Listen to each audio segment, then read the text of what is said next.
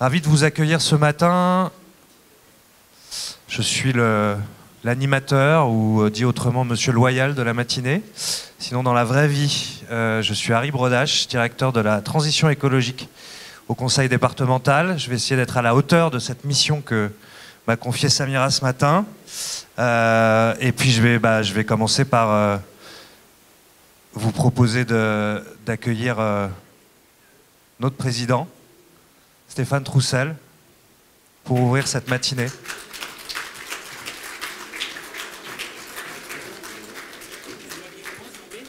Léger retard. Bonjour encore une fois à toutes. Je veux saluer en particulier, bien sûr, l'ensemble des agents qui... Je vois que tout le monde est assis, donc il faut que je m'assoie, c'est ça, monsieur le directeur général adjoint. Bon, allez, je m'assois. Écoutez, très heureux de pouvoir vous retrouver de visu, parce que ça fait tellement longtemps qu'on n'a pas l'occasion d'organiser ce type de rencontre. C'est très agréable depuis quelques jours maintenant de pouvoir, à l'occasion de plusieurs initiatives, finalement pouvoir vous rencontrer directement. Et malgré cette épidémie qui continue finalement de se répandre et pour laquelle je vous appelle et je continue de vous appeler à être excessivement prudent, eh bien, encore une fois, très heureux de pouvoir vous réunir aujourd'hui et lancer officiellement cette école des savoir-faire. Alors, je veux aussi faire référence à ces 2 dernières années que nous avons vécues, parce qu'avec cette crise sanitaire, je mesure combien vos conditions de travail, l'exercice de vos métiers a été particulièrement compliqué, difficile, fortement alourdi justement par ces protocoles sanitaires successifs et qui ont à chaque fois réclamé davantage de contraintes pour le nettoyage des salles, pour maintenir la restauration scolaire. Et pour tout ça, je veux vraiment vous remercier, parce que je sais à quel point ces 2 années ont été particulièrement difficiles pour vous. Et face à ces difficultés, eh bien, vous avez tenu bon. Vous avez tenu bon lorsque vos collègues étaient pour certains absents parce que malades, pour que à chaque fois les collèges puissent ouvrir, être maintenus en bon état, pour que la restauration scolaire aussi puisse continuer à fonctionner dans des conditions dignes. Et nous avons aussi fait appel assez largement à des associations d'insertion, recruté aussi de nouveaux agents, notamment grâce au dispositif Parcours Emploi Compétences, ou des agents en contrat à durée déterminée pour faire face justement à ces besoins de remplacement par rapport aux agents malades. Mais encore une fois, votre engagement à vous, individuel, personnel, a été particulièrement important et je veux encore une fois vous en remercier. Je voudrais évoquer 2 moments particuliers. Lorsque, pour faire face aux difficultés économiques de certaines familles durant le confinement, eh bien, il y a eu des équipes d'ATTE qui se sont rendues disponibles pour faire fonctionner en cuisine centrale de l'aide alimentaire, préparer des repas. Et donc ça nous a permis de fabriquer des repas pendant un certain nombre de ces moments les plus compliqués. Et vraiment, encore une fois, merci. Lorsque également ces derniers mois, alors que l'épidémie Delta faisait rage, vous avez maintenu en très grande partie des restaurations scolaires ouvertes pour permettre à un très grand nombre de collégiens de prendre parfois le seul repas chaud de la journée. Donc pour ça aussi, je veux vous remercier. Votre détermination, votre engagement, votre implication font particulièrement honneur au service public départemental. Et je sais encore une fois que les derniers mois ont été difficiles et je ne pouvais pas justement commencer cette réunion sans vous remercier, sans remercier aussi les équipes des unités territoriales du SARDEC, comme on dit, et vous connaissez ça par cœur, vous, de la DEJ et tout entière qui vous accompagnent et qui sont mobilisés pour justement améliorer vos conditions de travail. Alors c'est un grand plaisir pour moi, pour nous tous, et avec l'ensemble des directeurs et directrices qui ont préparé cette journée et surtout cette école, de pouvoir inaugurer cette école des savoir-faire. Cette première séance donc aujourd'hui, cette école, elle a été conçue comme un lieu de transmission d'abord entre vous, pour que vous puissiez apprendre les uns des autres des recettes de cuisine, des secrets de fabrication, et aussi que vous puissiez gagner en compétences et en connaissances. Et vous le savez, un des grands défis des prochaines années, ça va être la transformation de la restauration scolaire. La majorité départementale, le président, les élus que nous sommes, nous sommes engagés pour que, justement, il puisse y avoir des améliorations en matière de restauration scolaire. Je souhaite, par exemple, que nous puissions aboutir, d'ici à la fin du mandat, à des repas 100% bio et de circuits courts pour répondre aux enjeux de la qualité, mais aussi de la transition écologique et donc à ces besoins d'aliments de qualité pour la santé de nos collégiens et nos collégiennes. Je vous le dis, ce n'est pas parce que nous sommes en Seine-Saint-Denis, dans un département populaire qui affronte des difficultés économiques fortes, que nous n'avons pas le droit ici aussi à des aliments sains et de qualité, à ce que les restaurations scolaires ne soient pas de qualité. Et donc vous allez, je compte sur vous pour cela, vous allez être des acteurs, des actrices engagés de cette transformation, de cette transition écologique. Cette école des savoir-faire, elle est aussi là pour vous former et pour vous y former. Et enfin, je veux signaler aussi deux dispositifs nouveaux que nous avons mis en place pour améliorer la communication, les relations entre l'ensemble des équipes d'ATTE et les services du département, les services centraux du département, comme on les appelle, avec justement cet objectif d'améliorer les relations, la communication, l'information, mais aussi très concrètement vos conditions de travail. Nous avons commencé, je pense que pour certains d'entre vous, vous l'avez vu, vous y avez participé. Nous avons commencé depuis le 24 mars à passer dans les collèges pour prendre vos mesures, les mesures des équipements professionnels de toutes et tous pour renouveler ce qu'on appelle la vêture. Vous connaissez ça aussi bien que moi. Le nouveau système, justement, doit être plus efficace. Et je m'en réjouis parce que lorsque je me déplace dans les collèges, et je sais à quel point parfois vous m'avez interpellé sur cette question de renouvellement de vos équipements. Et donc, il fallait améliorer la situation, faire progresser la situation pour que cette question qui est essentielle à justement le bon exercice de vos conditions de travail, eh bien, les services du département soient meilleurs et un système qui facilite justement le renouvellement de vos équipements. Les services ont également mis en place la lettre Ensemble qui doit permettre de vous informer régulièrement de la vie des services, de vos droits, des formations, mais aussi de l'ensemble des rendez-vous possibles qui vous sont proposés grâce aux services départementaux. Et enfin, l'école que nous lançons aujourd'hui aura également sa chaîne YouTube pour que vous puissiez à la fois visionner, revisionner l'ensemble des séquences que vous auriez manquées, que vous avez appréciées et que vous avez envie eh bien, de visionner à nouveau. Alors voilà, moi encore une fois très heureux d'être parmi vous pour lancer, inaugurer officiellement cette école des savoir-faire que je déclare donc officiellement ouverte ce matin ici à la Bourse départementale du travail. Merci à vous.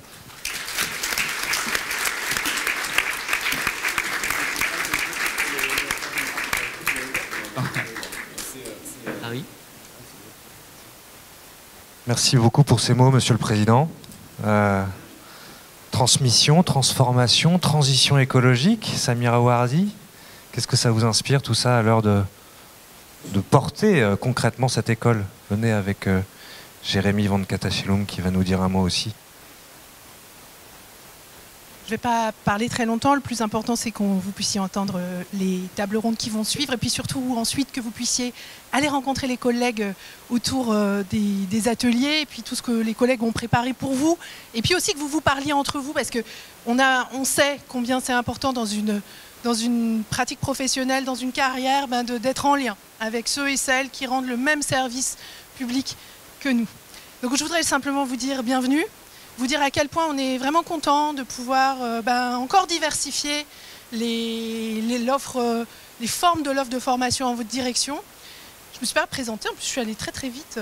Je suis Samira Wardi pour celles et ceux qui ne me connaissent pas et je suis la chef du service accueil, restauration durable et entretien des collèges. Voilà, donc vous dire bienvenue, vous dire qu'on est très content de pouvoir vous proposer de nouvelles formes de formation. On va vous en parler plus longuement ensuite. Et puis aussi vous dire que cet espace des savoirs et des partages et des savoir-faire, il se fera avec vous. Il ne peut pas se faire sans vous. Et c'est un peu tout le sens de cette initiative qui est une initiative d'équipe. Alors je sais qu'on est une grande équipe, hein, il y a plus de 1000 personnes, mais on reste une équipe. Et ça, c'est vraiment très important. Et donc, on va avoir besoin de chacun et chacune d'entre vous, à la fois parce que je sais, nous savons que les savoir-faire, la façon de faire, la compétence, elle est déjà présente sur le terrain. Et ce qu'on veut, c'est pouvoir lui donner, mettre de la lumière dessus, que vous puissiez la transmettre. Donc ça, on va vous en parler pendant les ateliers. Et puis, aussi vous dire qu'on souhaite développer encore tous les dispositifs pour vous accompagner aussi tout le long de votre carrière. Parce que l'idée d'une carrière comme la vôtre, vous faites des métiers difficiles, vous faites des métiers qui peuvent être usants, c'est de pouvoir, très en amont, réfléchir à ce qu'on va faire à la fin, ou après, ou pendant, et puis développer les envies, développer les désirs, et puis mettre aussi un petit peu de plaisir et de joie dans le discours, dans le dialogue qu'on a les uns avec les autres. Voilà, je vais donner la parole à Jérémy Van Katachelum, qui est notre partenaire sur cette école. Bonjour à toutes et tous.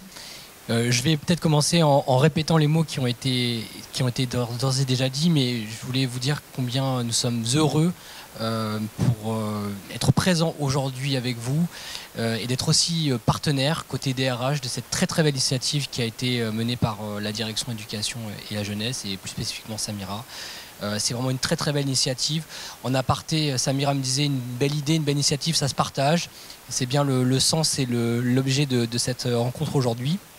Je tenais également à vous dire que nous parlons très très régulièrement, c'est un enjeu très fort de la politique RH du département, de promouvoir et de développer une véritable gestion prévisionnelle des emplois et des compétences. C'est un acronyme barbare qui aujourd'hui prend un sens tout à fait opérationnel et concret avec cet espace des savoir-faire et des partages.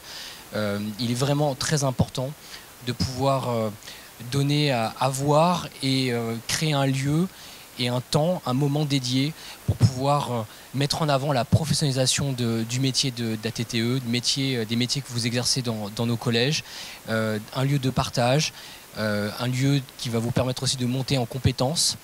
Et on est véritablement sur un dispositif qui n'est qu'à son démarrage. Et nous allons véritablement, nous côté DRH, nous impliquer autant que possible pour pouvoir appuyer cette dynamique. Aujourd'hui, nous sommes présents et nous sommes ravis de participer également aux stands qui vous sont présentés. Nous essaierons autant que possible de répondre à toutes les questions RH qui sont très importantes pour chacune et chacun d'entre vous, qu'il s'agisse des questions liées à votre carrière, aux questions liées à la santé, aux sécurités au travail, à l'action sociale. Nous aurons vraiment plaisir à pouvoir vous aiguiller et à vous éclairer sur tous ces sujets-là.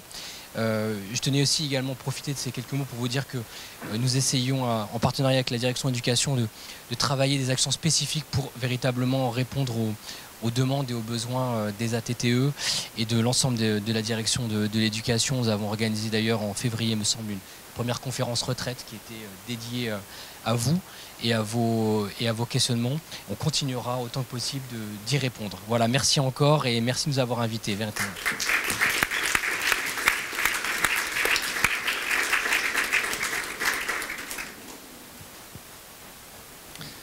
Merci pour ces mots d'ouverture.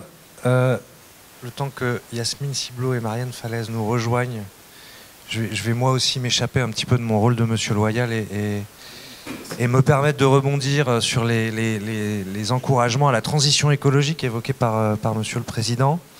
Donc reprendre mon costume rapidement de directeur de la transition écologique pour saluer ce projet, la création de cet espace des partages et des savoir-faire, ce projet qui vient concrétiser, ça a été dit, une ambition de transition écologique, qu'on travaille pour la planète, mais aussi pour la santé des agents, des élèves, des personnels qui bénéficient des services que vous organisez au travers de méthodes d'entretien des collèges plus respectueuses de la santé justement, et de restauration scolaire dans lesquelles, ça a été dit, les menus évoluent en faveur d'apports nutritionnels, de part du végétal, de qualité des produits garantie et augmentée.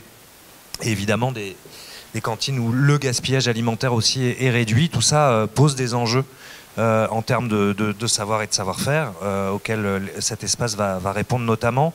Des enjeux dont les objectifs politiques du mandat, mais aussi les évolutions réglementaires récentes ont augmenté la portée. Je voulais juste partager avec vous une anecdote parce que ces mutations m'en rappellent d'autres qui m'ont mobilisé en tant que formateur il y a quelques années. Je ne sais pas si vous vous souvenez de l'époque du zéro phyto. Je ne sais pas si le zéro phyto ça vous parle. Le zéro phyto, c'est l'idée que c'est la fin du recours aux pesticides pour les agents d'entretien des espaces publics.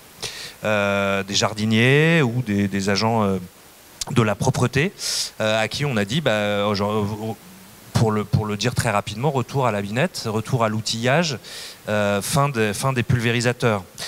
C'est quelque chose dont on est assez fier parce que c'est un domaine dans lequel on peut se dire, on entend les débats en ce moment sur les produits chimiques, on peut se dire que les collectivités territoriales sont en avance, ont de l'avance, fiers sans être naïfs parce que le zéro phyto c'était aussi à l'époque la crainte d'un développement accru des troubles musculo-squelettiques pour les agents avec le retour du travail manuel pour le désherbage et l'entretien des espaces. Pourquoi je vous en parle? Parce que c'est vraiment l'accompagnement des agents sur site, dans leur pratique, à leur côté, d'une part, mais aussi l'évolution des pratiques d'aménagement de l'espace public, donc l'évolution de leur contexte de travail, d'autre part, qu'on a pu réduire ces risques et réussir ces transitions. Et c'est en s'appuyant sur leurs pratiques qu'on a aussi pu réussir ce pari et concrétiser ces enjeux. Et moi j'en ai retenu 2 indicateurs de succès que je partage avec vous et qui peuvent peut-être nourrir nos discussions ce matin aussi. Je me souviens du jour où un agent des espaces verts m'a confié son plaisir de retrouver au travers du zéro phyto son métier de jardinier. Et je me rappelle aussi le jour où un autre agent m'a confié qu'il était passé de pratiques professionnelles qui l'éloignaient des usagers.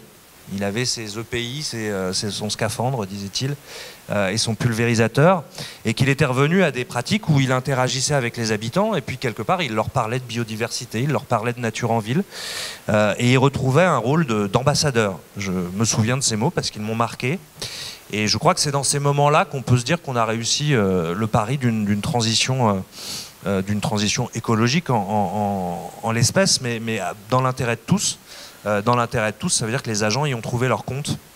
Voilà, j'espère que cette école servira réveillera les mêmes réactions. Et puis, c'est un petit peu ce que je vous souhaite de mettre en discussion ce matin, de revenir sur évidemment ces enjeux de transformation, de transition écologique, mais aussi sur la manière de les accompagner, de les conduire. On va y revenir toute la matinée et notre premier temps de dialogue entre Yasmine Ciblot et Marianne Falaise, que je vais présenter dans 1 minute, vise à revenir un petit peu sur la raison d'être de ce projet d'espace des partages. Voilà. Yasmine Ciblot, vous êtes professeure de sociologie à l'Université Paris 8 depuis 10 ans, chercheuse au CNRS, chercheuse associée à l'Institut national des études démographiques. Vous avez observé et analysé dans le cadre de vos pratiques les pratiques professionnelles d'agents d'entretien et de restauration dans la fonction publique. Vous allez donc nous proposer ce matin un regard un peu distancié, un regard de chercheur sur nos métiers, sur la manière dont ils se mettent en œuvre, un regard qui parfois peut un petit peu bousculer les représentations. Et c'est tant mieux parce que ça va nous nourrir dans nos discussions. Et vous allez débattre avec Marianne Falaise, directrice adjointe de la direction de l'éducation et de la jeunesse du département de la Seine-Saint-Denis. Marianne, vous avez été au cours de votre carrière chef du service des relations avec les collèges. Et dans ce cadre, vous avez déployé beaucoup de dispositifs d'accompagnement à la montée en compétences, qui s'inscrivent bien aussi dans la création de cet espace. Voilà, j'aimerais revenir avec vous au travers d'un dialogue que je vais vous laisser mener très librement, au travers de choses qui m'ont marqué, notamment dans vos écrits, Yasmine Ciblot. 3 éléments que j'ai retenus et autour desquels je vous propose d'échanger. Le premier, c'est la multiplicité des compétences que mobilisent ces métiers dans les collèges, ces métiers dont on parle ce matin. La multiplicité des parcours professionnels, de vos parcours professionnels aussi, qui vous amènent à exercer ces métiers. Et enfin, peut-être la spécificité de notre environnement de travail, ce service public, on est au service d'un public, on le parlait, on en parlait avec le président, on a des enjeux de solidarité du quotidien, mais aussi en temps de crise. Qu'est-ce que tout ça induit en termes de savoir et de savoir-faire? Je vous laisse la parole et je vous propose de commencer, Yasmine. Merci beaucoup. Est-ce que ça... Oui, ça va fonctionner. Merci beaucoup pour l'invitation à participer au lancement de cette initiative absolument, à mon avis, originale et exceptionnelle à bien des égards. Donc je vais m'appuyer sur des travaux de recherche que j'ai menés dans des services qui sont un peu différents des vôtres, mais qui ont des points communs aussi avec les vôtres. Une enquête dans les services de blanchisserie de l'AP-HP. Donc à l'AP-HP, il y a des blanchisseries qui sont à l'écart des hôpitaux, qui sont des gros services industriels aux portes de Paris. Et une enquête dans une commune qui n'est pas en Seine-Saint-Denis en l'occurrence, mais qui est en région parisienne, une commune où j'ai étudié le travail des agentes, puisque ce sont presque uniquement des femmes, d'entretien et de restauration dans les écoles maternelles et dans les écoles élémentaires. Alors je vais aborder les points qui ont été évoqués précédemment. Alors je vais commencer par un point qui fait plutôt écho à la question de la multiplicité de vos parcours et qui est un point un peu sombre, peut-être un peu négatif, mais le suivant sera beaucoup plus positif. Mais le premier point, je souhaiterais revenir sur le fait que les postes, les emplois, les métiers que vous occupez sont souvent considérés comme non qualifiés ou peu qualifiés. Donc c'est le cas des métiers de l'entretien, de la restauration dans le privé, bien sûr, on le sait, mais c'est aussi le cas en grande partie dans le public, également aussi de la plupart des métiers d'accueil. Alors qu'est-ce que ça veut dire de considérer qu'un poste, un emploi, un métier est peu qualifié ou pas qualifié? Ça veut dire que dans notre société, on ne reconnaît pas qu'il est nécessaire d'avoir des compétences pour faire ce travail. En général, on ne demande pas des diplômes pour entrer dans ces postes et parfois on peut entendre que n'importe qui pourrait faire ce type de travail.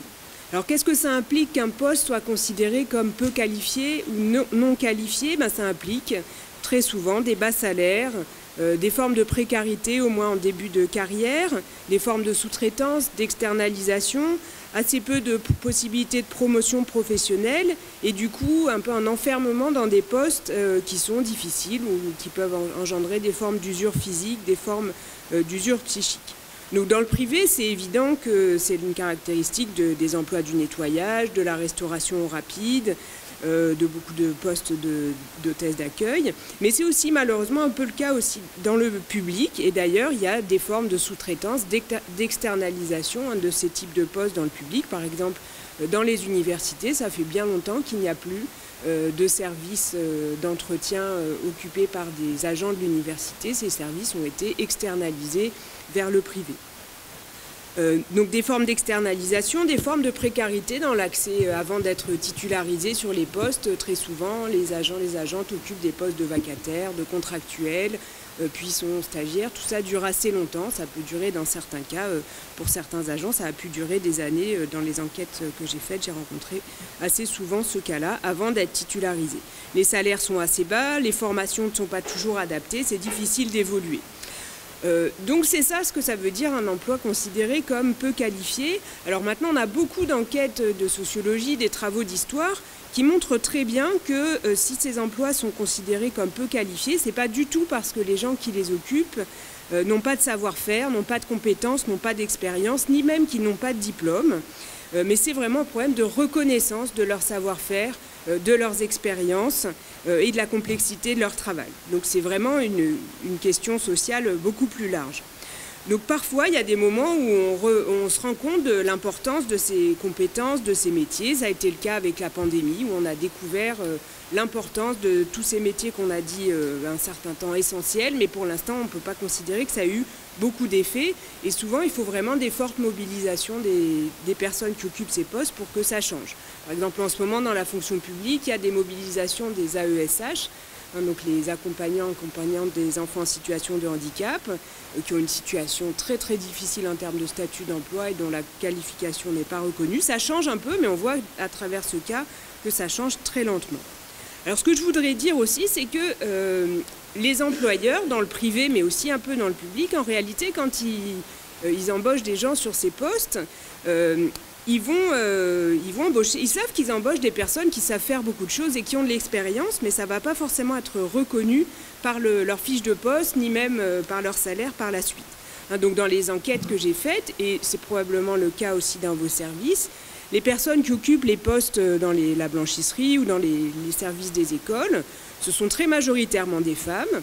Elles sont recrutées à un certain âge, elles ont déjà beaucoup d'expérience professionnelle derrière elles, elles savent faire beaucoup de choses.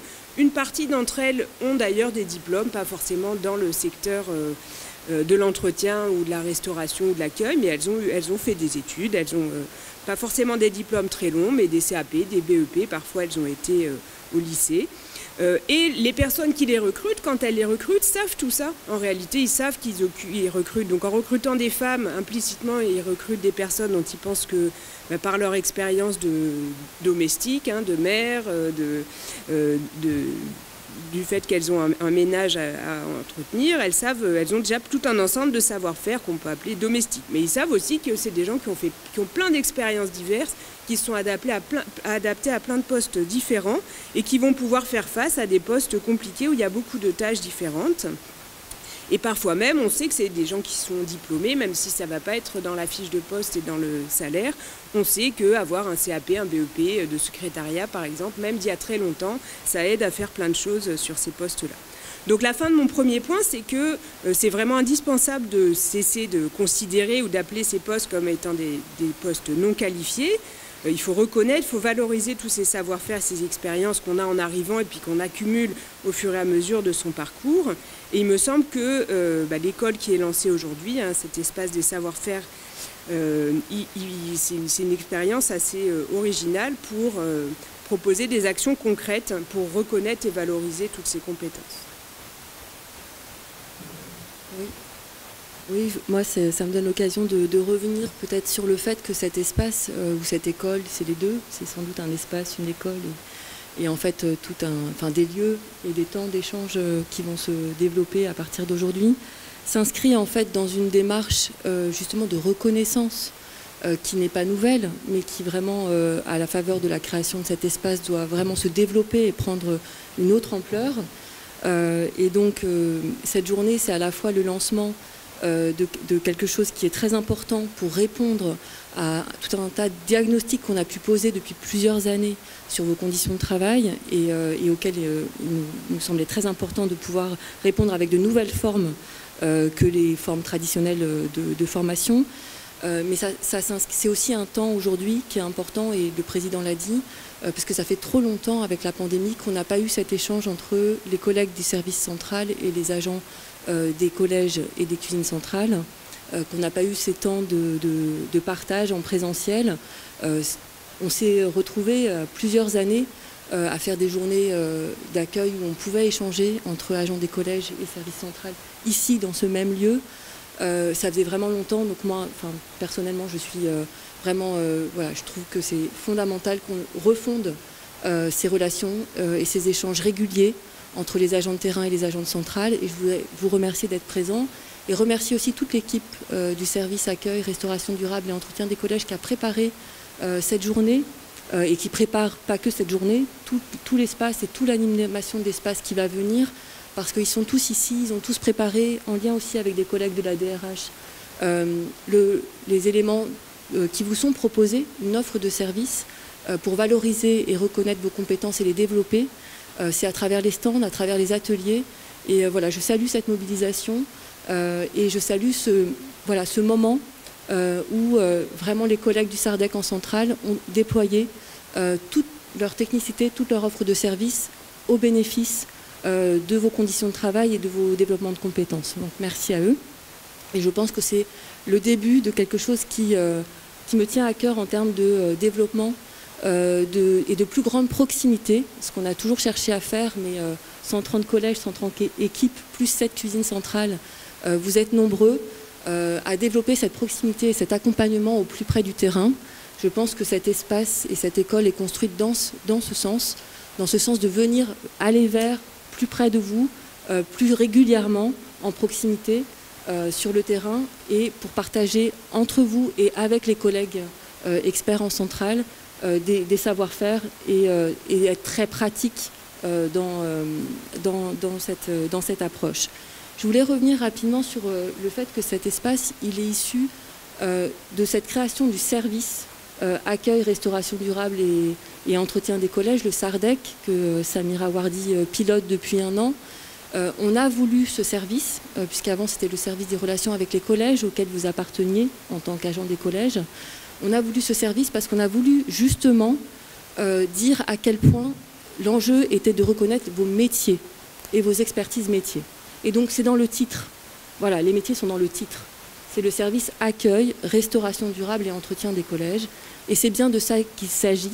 Il s'agit d'être le service de l'ensemble des collègues qui participent à ces missions de service public et qui assurent la restauration pour les collégiens, l'accueil des collèges et l'entretien des collèges. Donc l'espace, il est issu de cette volonté-là de renforcer la valorisation de vos compétences et de reconnaître ce que vous donnez en tant que porteur de vos métiers dans ce service public de l'éducation. Je voulais aussi revenir sur le fait que nous avons déjà essayé, il faut qu'on aille plus loin dans ce domaine, de créer des parcours professionnels. L'espace, c'est aussi l'occasion, vous allez voir, il va prendre plein de formes, de développer des compétences, de repérer des compétences que vous avez déjà et de préparer des parcours professionnels. Je donne cet exemple parce que c'était vraiment déjà en germe il y a plusieurs années. On a créé les postes de technicien restauration et de conseiller en hygiène, propreté, organisation. Ils sont là dans la salle, ils ont vraiment contribué à la création de ce moment ici et de cet espace demain. Ils sont très contributeurs de toutes les formations et de tous les ateliers que vous allez pouvoir faire à partir d'aujourd'hui. Ces postes-là de technicien restauration et de conseiller en hygiène et propreté organisation qu'on va être amené à développer, je pense, pour être encore plus proche de vous et encore plus proche des équipes et du terrain. Ce sont aussi des possibilités d'évolution et d'évolution de parcours professionnel que nous avons souhaité développer. Alors, voilà, donc je voulais revenir là-dessus et revenir sur le fait que quand vous allez vous porter volontaire pour être formateur interne, quand vous allez vous porter volontaire pour être dans du mentorat, dans du tutorat, on va repérer, on va pouvoir valoriser ces compétences, vous allez pouvoir les développer et vous allez pouvoir aussi préparer parfois des évolutions de parcours professionnels à venir.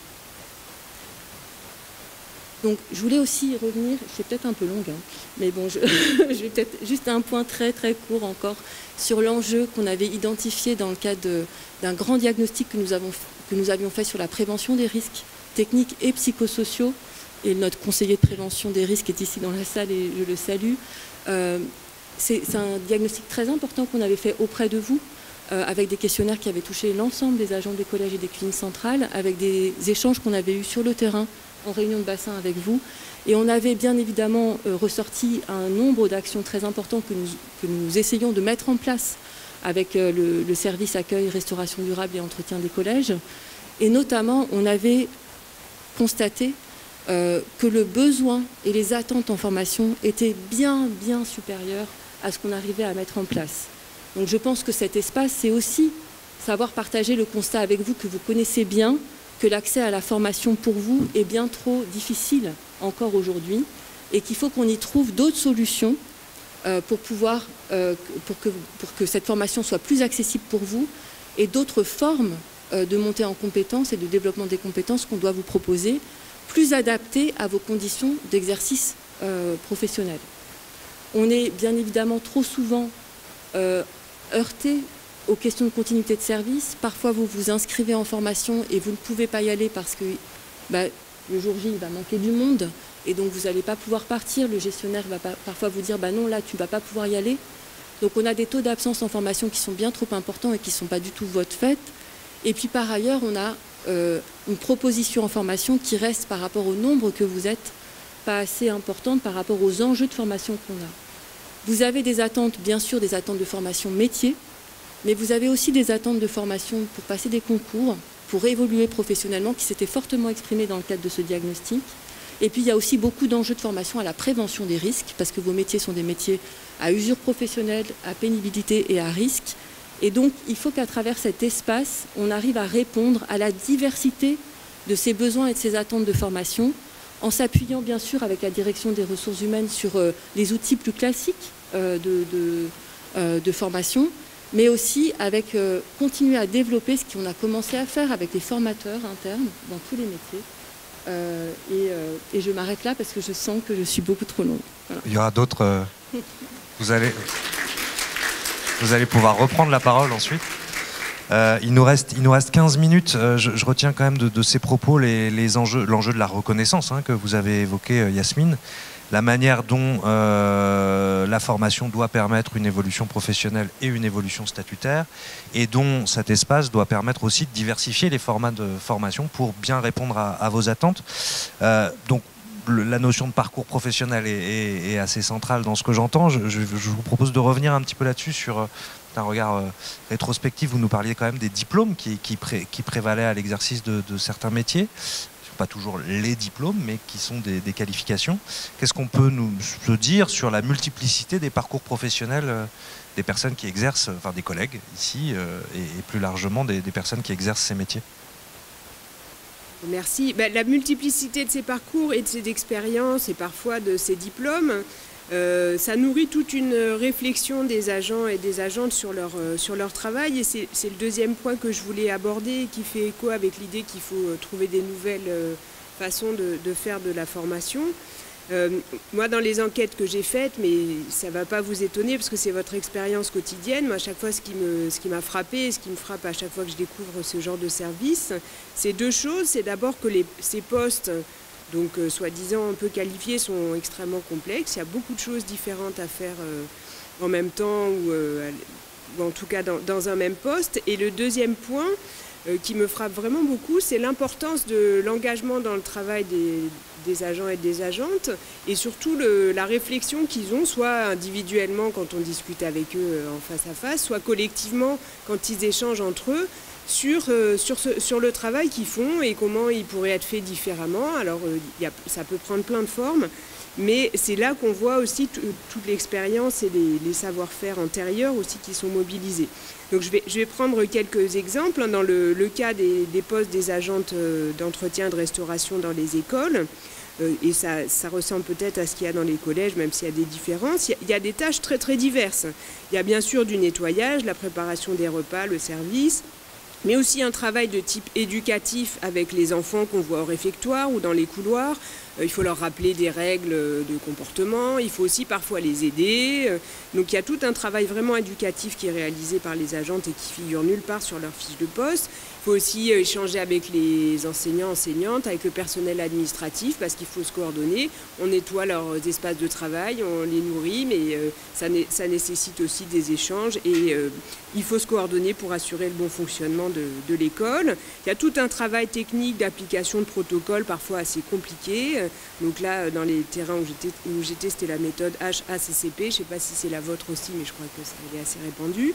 Il y a plein de fiches à remplir, il faut faire des calculs, calculer le nombre de repas, il faut prendre des mesures, il faut faire tout un tas de choses parfois assez complexes qui nécessitent une bonne maîtrise de l'écrit, une compréhension de consignes très précises, de faire des calculs, etc.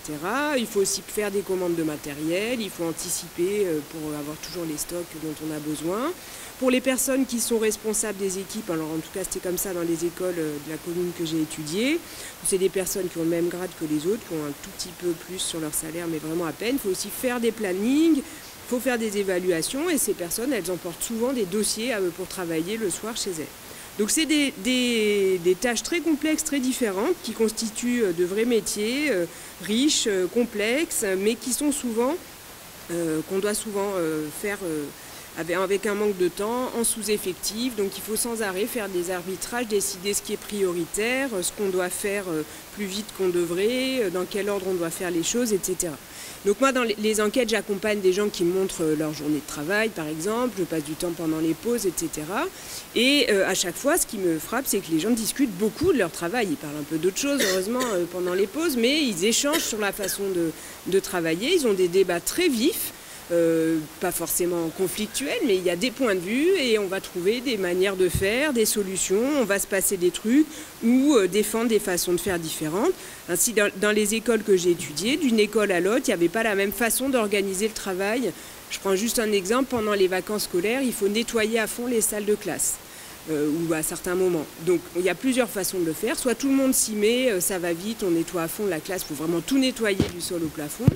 Soit c'est les personnes qui ont en charge habituellement la classe qui le font et elles y passent beaucoup de temps. Donc ces deux façons de s'organiser, elles ont des avantages et des inconvénients et à chaque fois il y a des débats et suivant les écoles, ce n'est pas les mêmes solutions qui ont été adoptées. Un autre exemple, comment on fait pour appliquer les bonnes pratiques, gestes et postures pour ne pas se faire mal au dos, pas se faire mal aux épaules, etc. qu'on apprend dans les séquences de prévention. Alors ça prend beaucoup de temps en fait si on fait le travail en appliquant tout ça. Dans les maternelles où il y a des tables, des chaises très petites, c'est pas forcément possible, etc. Donc là aussi, débat entre les agentes, comment faire pour moins s'abîmer le dos mais malgré tout aller vite. Et on trouve des solutions, on les transmet, parfois on n'est pas d'accord, mais on a une réflexion très active là-dessus. Et voilà. Donc il y aurait d'autres exemples dans les blanchisseries, mais je vais les laisser de côté. Bon, il me semble que tout ça, ce que ça montre, c'est que non seulement ces agents, ces agentes et vous avez plein de savoir-faire que vous aviez avant, que vous avez acquis en travaillant, mais il y a aussi beaucoup de capacités collectives de trouver des solutions, d'aménager les postes, de transmettre des savoir-faire, mais c'est pas assez valorisé, c'est pas assez formalisé et souvent ça gagnerait à être fait de manière beaucoup plus systématique. Or, tout ce qui est imaginé dans ce projet d'école interne, il me semble que ça répond vraiment à ce type de transmission des compétences. Merci. Marianne, valoriser la force du collectif, des collectifs. Valoriser la force du collectif, oui, votre deuxième intervention me fait penser à deux choses. D'une part, à ce qu'on avait travaillé avec la direction des ressources humaines et Samira Wardi, qui était venue en stage avant d'être chef du service et qui avait travaillé sur les secondes carrières.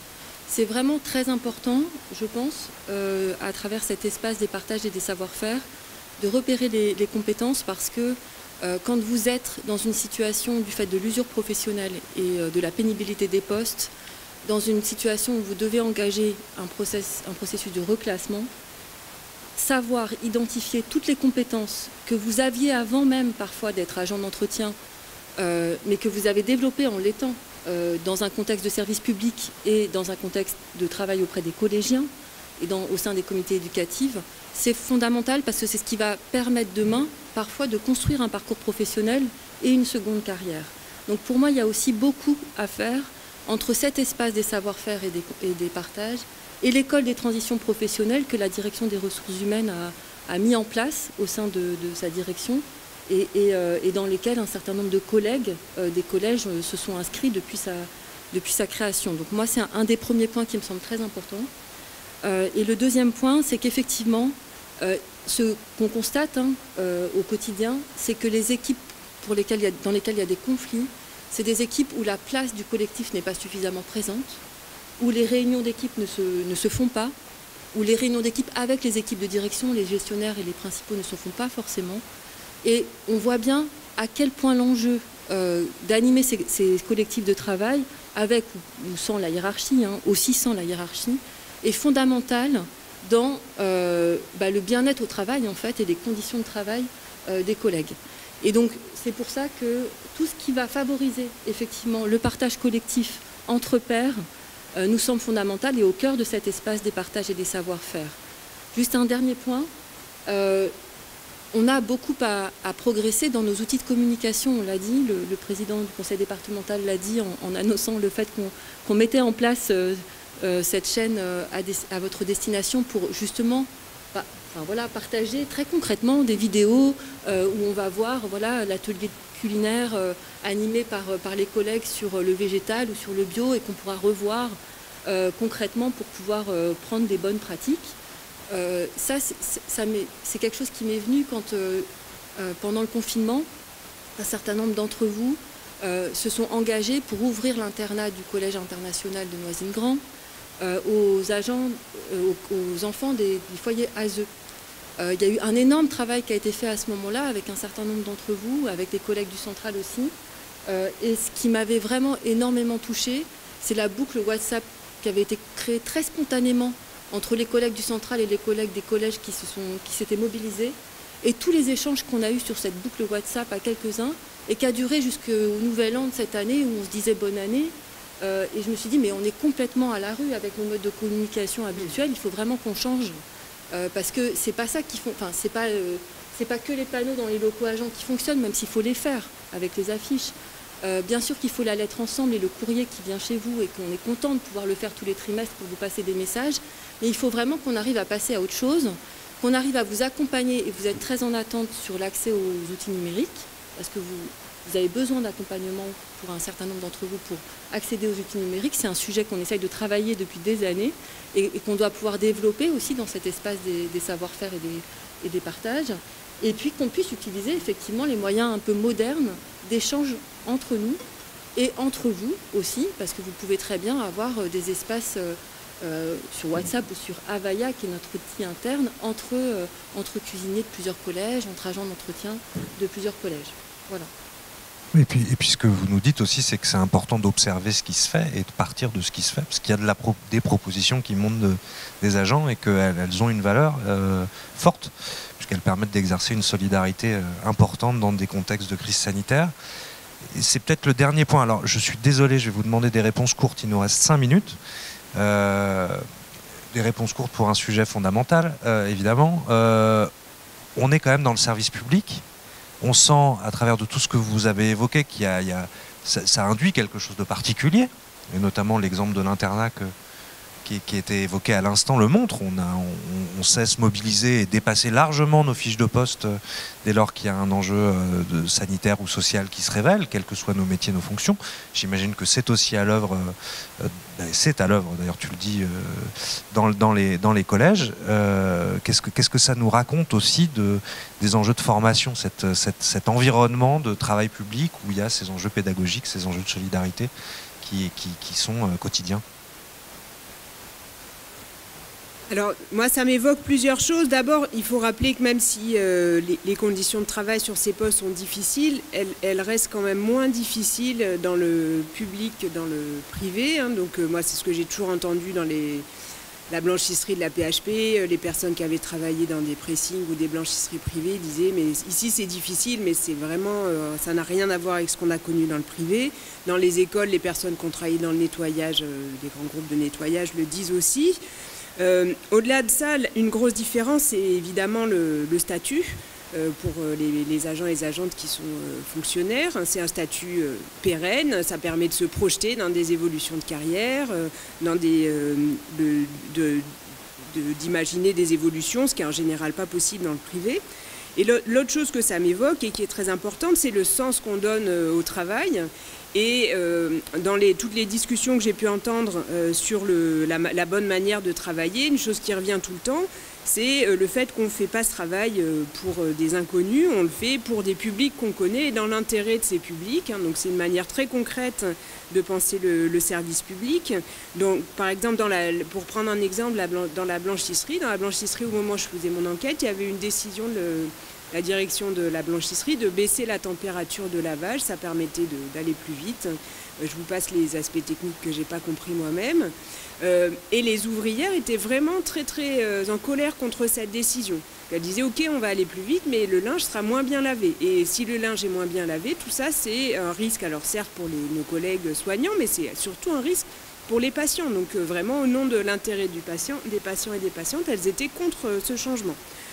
Un autre exemple dans les écoles, concernant les cantines dans les écoles, j'ai entendu plusieurs fois les agents dire qu'elles trouvaient que le passage à la formule self, c'était pas une bonne idée.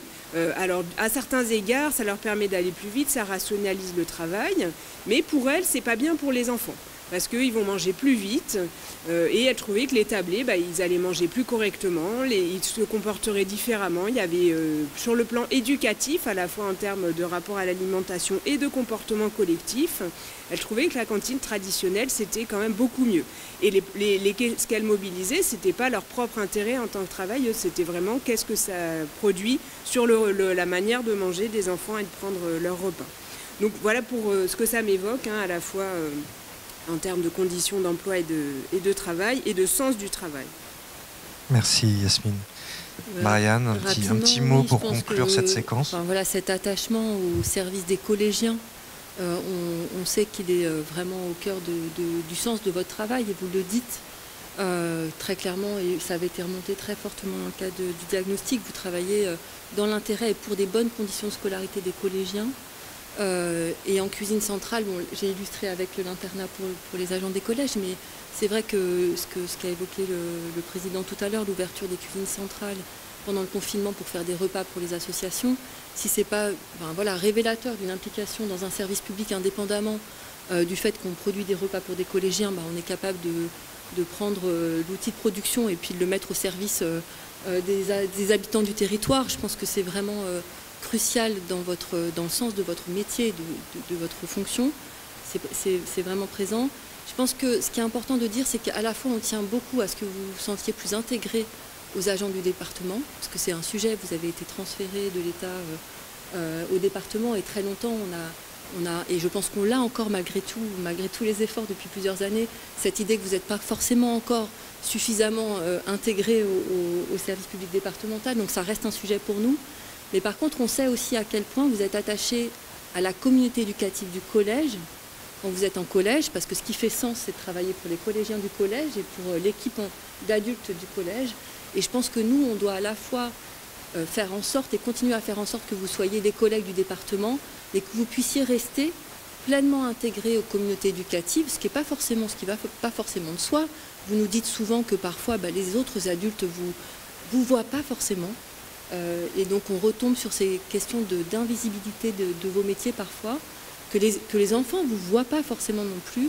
Et donc ça, c'est quelque chose qu'on souhaite travailler avec cet espace des partages et des savoir-faire, c'est que reconnaître, valoriser vos compétences, c'est rendre visible l'enjeu de vos métiers. C'était dit au départ, c'est des métiers qu'on a dit essentiels pendant le confinement et on l'a trop vite oublié. Voilà, nous, ce qu'on essaye de montrer avec cet espace qui va durer et qui va se développer, c'est que ces métiers sont essentiels tout le temps et qu'on va continuer à les valoriser, y compris auprès des communautés éducatives dans les collèges. Voilà.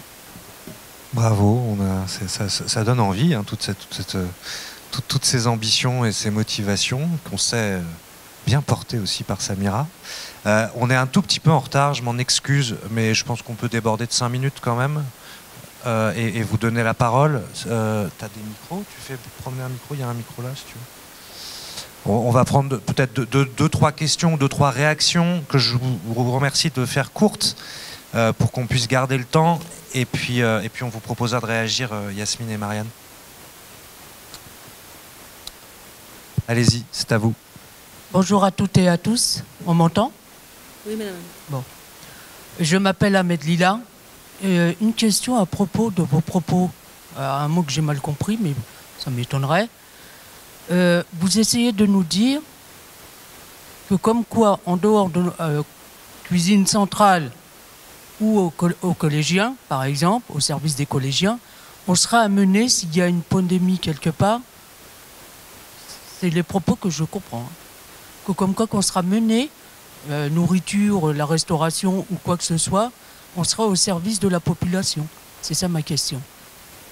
Merci, on va vous répondre. Il y a une deuxième intervention, on va en prendre une petite série et puis...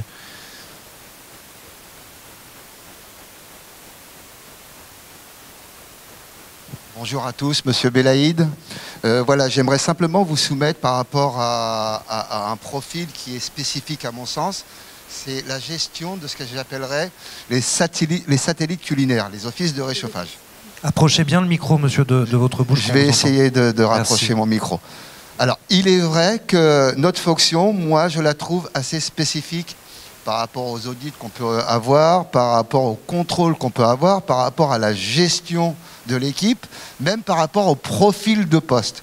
C'est un profil de poste que je trouve assez spécifique, mais par contre, je trouve qu'il n'y a pas cette reconnaissance. C'est-à-dire que depuis le temps, j'estime qu'il faudrait, alors c'est un avis, hein, qu'on le partage ou pas, mais c'est mon avis, qu'il faudrait un statut spécifique à ces personnes qui gèrent ce que j'appellerais ces satellites culinaires.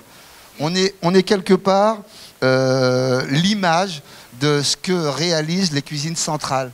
Donc c'est nous qui allons donner une certaine image et qui allons organiser ce service. C'est tout ce que je voulais vous dire. Merci. Merci beaucoup pour votre intervention. Est-ce qu'il y a une troisième contribution? Une dernière? Bon, on va avoir une deuxième séquence, vous aurez aussi d'autres opportunités de vous exprimer. Marianne? Oui, alors en réponse à Madame Ahmed, je valorisais juste une pratique totalement exceptionnelle, Madame Ahmed, qui avait lieu pendant le confinement et qui n'a pas vocation à se développer. Je saluais l'investissement qui avait eu lieu à ce moment-là. Les collèges étaient fermés. Les cuisines centrales étaient, n'avaient pas à fonctionner puisqu'il n'y avait pas de repas à servir pour les collégiens pendant ce moment. Et il y a une cuisine centrale avec des équipes des 7 cuisines centrales qui ont participé, qui est restée ouverte pour faire autre chose de la cuisine centrale et pour produire des repas pour les habitants. Mais c'était totalement exceptionnel, c'était lié à la pandémie et je pense que je n'ai à aucun moment dit, Madame Ahmed, que ça aurait vocation à se reproduire. Je pense que personne ici ne veut revivre le confinement que nous avons vécu en mars 2020. Ça, c'était la première réponse. Monsieur Belaïd, alors je crois qu'on partage complètement l'idée que le métier de responsable d'office de réchauffage est spécifique, qu'il est différent du métier de cuisinier de production. Et d'ailleurs, ces 10 dernières années, vous êtes aujourd'hui plus de 80 en fait, responsables d'office de réchauffage. Donc c'est un métier qui est important et qui est très important, vous l'avez dit, et on en est convaincu, parce que vous valorisez dans le collège la production de vos collègues des cuisines centrales. Et qu'il y a toute une technicité en cuisine centrale qui est différente de la technicité en cuisine de production. Et il y a une technicité en office de réchauffage pour bien réchauffer, pour bien présenter et pour quelque part mettre en valeur, c'est pas simplement l'image, c'est le goût, je crois, puisqu'il y a aussi des enjeux d'épices. Moi, je ne ferai pas les ateliers de responsables d'office, mais vous avez les collègues ici qui ont fait un guide pour le responsable d'office qui est disponible dans les stands. Vous allez avoir des ateliers et je pense qu'il y aura des ateliers spécifiques pour les responsables d'office parce que c'est des pratiques effectivement qui sont spécifiques et c'est très important parce qu'en fait, il y a une cinquantaine de collèges qui sont en cuisine de production et qu'il faut qu'on accompagne parce que c'est spécifique de produire en cuisine de production.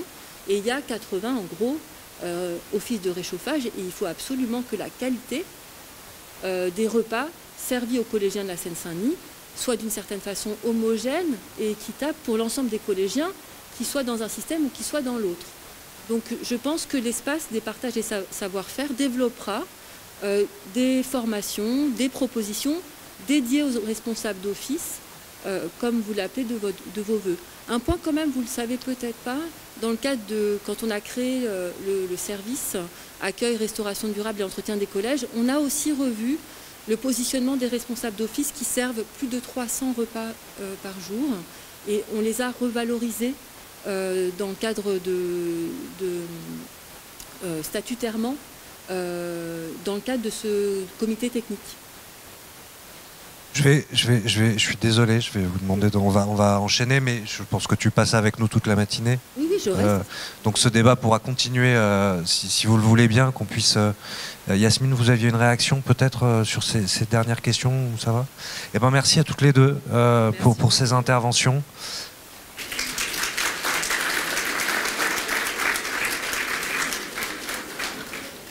J'ai l'honneur de rester là et de proposer à Madame Chabert, Yann Chapin, Monsieur Kahanieh de nous rejoindre.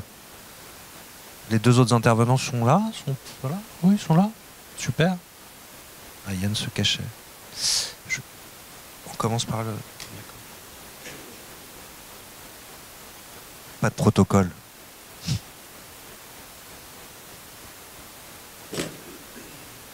Chapin.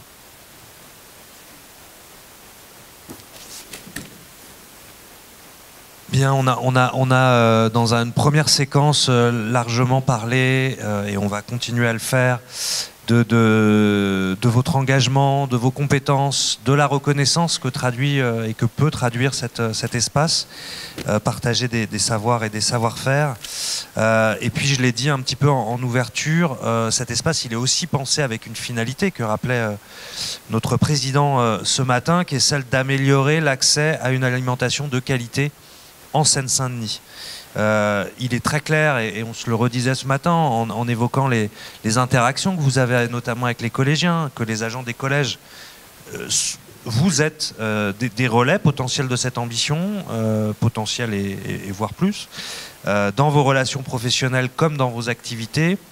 Et on voudrait à la fois partager ces enjeux pour vos métiers, mais c'est aussi ces enjeux pour le territoire. Le président rappelait aussi ce matin qu'il n'y avait pas de fatalité, que la Seine-Saint-Denis devait avoir droit à une alimentation de qualité. Donc on va parler peut-être des deux aspects. Et je vous propose de rencontrer, d'entendre, d'écouter M. Cahagnet pour commencer cette séquence. Vous êtes le chef de l'Auberge des Saints-Pères, qui est le seul restaurant étoilé Michelin. Alors, je sais que vous n'aimez pas qu'on le dise trop, mais on se le dit quand même. De Seine-Saint-Denis, à Aulnay-sous-Bois. On veut d'abord vous adresser toutes nos félicitations parce que vous venez d'obtenir votre étoile pour la 18e année de suite. C'est bien ça? Bravo.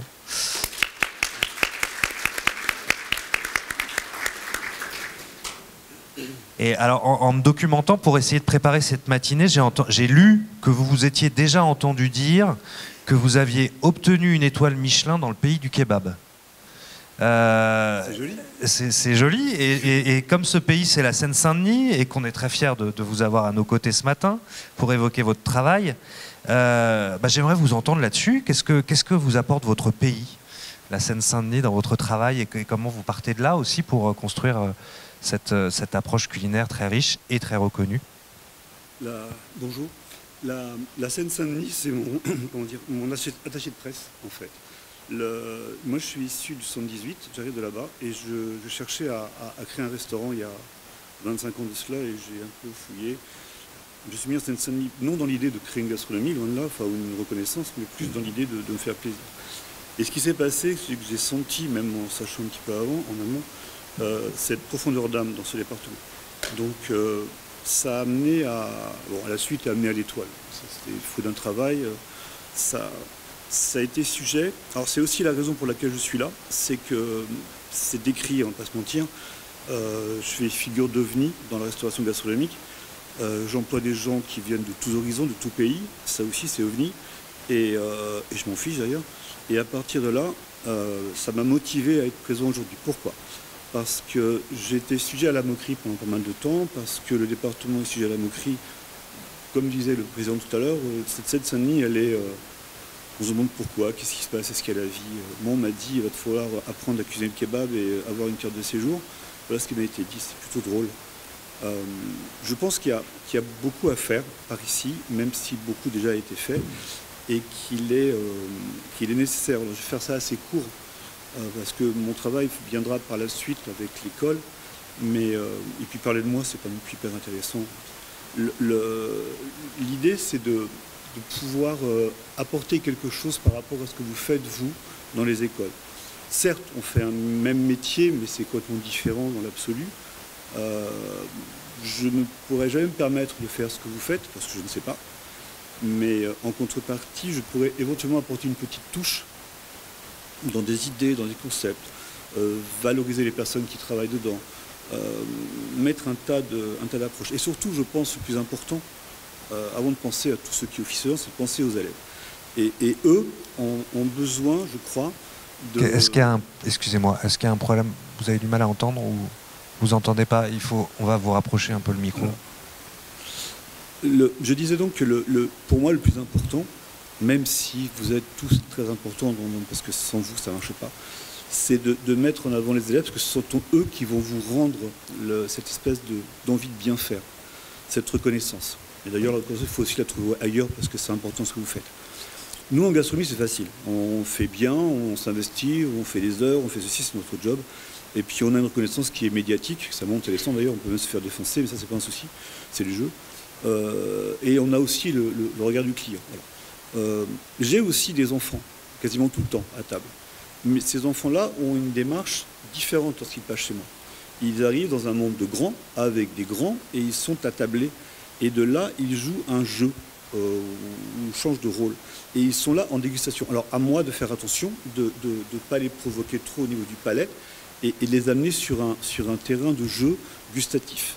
Et généralement, et même dans l'ensemble, ils sont tous là à goûter, à décrire, à jouer les petits critiques, et je trouve ça génial. Je pense qu'on peut faire pareil, à juste mesure, dans les écoles. Ça, c'est mon idée. Après, faut jouer aussi, je crois, sur cette diversité dans ce département. C'est magique, il y a quelque chose d'exceptionnel dans ce département. On a un tel potentiel qu'au lieu que ce soit un frein, il faut que ça devienne une force. Et dans les écoles, dans les cantines, arriver à jouer tout ça, à faire participer des gens.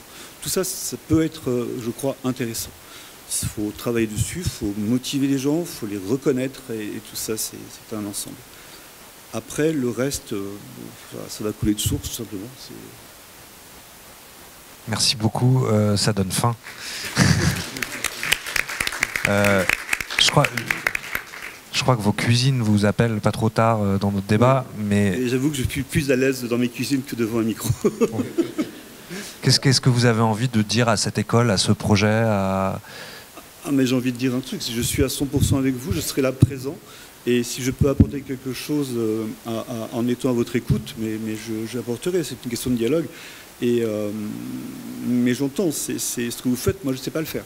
Donc avant d'apporter quelque chose, je vais déjà vous écouter. Et puis ensuite travailler ensemble pour pas la formation, parce que vous savez faire, mais apporter peut-être la petite touche gastronomique dans le concept. Puis développer des recettes, développer un tas de trucs, ça c'est facile ça. Voilà. Merci. Merci à vous.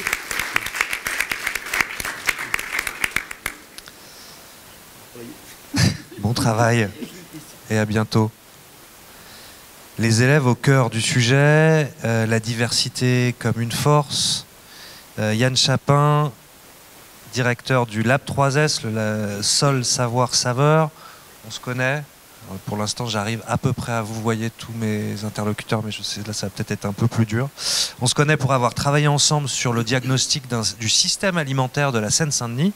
On reprend l'échelle territoriale, diagnostic dont vous trouverez certainement quelques exemplaires sur le stand de la DTE, de la délégation à la transition écologique, tenue par Romain et Claire, qui sont au fond de cette salle, et que je salue. Est-ce que vous pourriez revenir pour nous, en quelques minutes, sur ce que raconte ce diagnostic, les forces et les faiblesses qu'il révèle, et avant ça... Allez, une petite question toute simple et un peu provocante. Est-ce que l'alimentation durable, c'est une préoccupation partagée vraiment en Seine-Saint-Denis ou est-ce que c'est une affaire de bobo ? Je crois que oui. Je crois qu'on a une petite présentation en support. Ouais. Sinon, ça va être difficile pour moi. Donc oui, je m'appelle Yann Chapin, je suis directeur du Lab 3S, laboratoire Sol Savoir Saveur. Juste en deux mots, Lab, donc laboratoire, c'est entre autres parce qu'on fait des études concernant donc à la fois la question des sols, c'est-à-dire la question de l'agriculture en milieu urbain, et la question des saveurs, c'est-à-dire la question de l'alimentation durable. Et donc il y a presque 2 ans, on avait proposé, on savait que la Seine-Saint-Denis avait des velléités, des envies de mener un projet au niveau du département sur l'alimentation. Et on s'est dit que c'était bien d'avoir une photographie des enjeux et de ce qui se passait autour de l'alimentation en Seine-Saint-Denis. Donc on a fait une étude sur laquelle on a travaillé tout le long de l'année 2021 et qu'on a rendu tout début 2022. Je veux bien que... Ouais. Voilà. Et donc en venant ici, ça aboutit à une étude de 60 pages qui est assez dense, où il y a beaucoup de chiffres. Donc en venant ici ce matin, je me suis demandé ce que j'allais vous raconter sans vous endormir de cette étude. Et j'ai essayé d'en tirer quelques petits enseignements qui, j'espère, peut-être pourront vous parler un petit peu dans vos environnements professionnels. D'abord, parler un petit peu de comment ce territoire de la Seine-Saint-Denis se caractérise au niveau des enjeux sur l'alimentation. Et puis ensuite, on a quand même pas mal interrogé les habitants, c'est quand même vos publics aussi, et donc vous faire un petit peu un retour de ce qu'on a pu entendre, de ce qu'on a pu comprendre des enjeux autour de l'alimentation, qui répond à la question d'Harry, est-ce que c'est important pour les habitants d'avoir une alimentation saine et de qualité? Et je crois pouvoir dire que oui, pourquoi pas ici moins qu'autre part. Et puis très rapidement, on verra aussi voilà, comment on a interrogé, comment le département peut intervenir sur les différentes questions d'alimentation, et notamment à travers la question de la restauration collective, qui est le sujet d'aujourd'hui. Donc le territoire de la Seine-Saint-Denis, alors j'ai mis cette photo presque un peu provocante que vous voyez à gauche. Vous voyez des champs, et c'est bien des champs en Seine-Saint-Denis, donc ils ne doivent pas trop refléter ce que vous voyez le matin quand vous allez sur votre lieu de travail. C'est la ZAC des Tartres, ça se trouve au croisement de Saint-Denis, de Stein et de Pierrefitte, je crois. Et ça, c'est une photo, je pense, qui a été prise, c'est un peu les derniers champs agricoles, un des derniers espaces agricoles en Seine-Saint-Denis, et c'est d'ailleurs un espace qui est en train d'être requalifié en ce moment, où il va y avoir à la fois un petit peu d'habitation et une grande partie va rester en espace vert. La réalité, c'est la petite carte rouge. Vous ne devez pas voir grand-chose, mais en fait, c'est la carte de Seine-Saint-Denis que vous avez juste à côté, et le rouge représente les espaces artificiels, les espaces, le béton, les routes, etc. Et vous voyez quelques petits points jaunes, ce sont les espaces agricoles.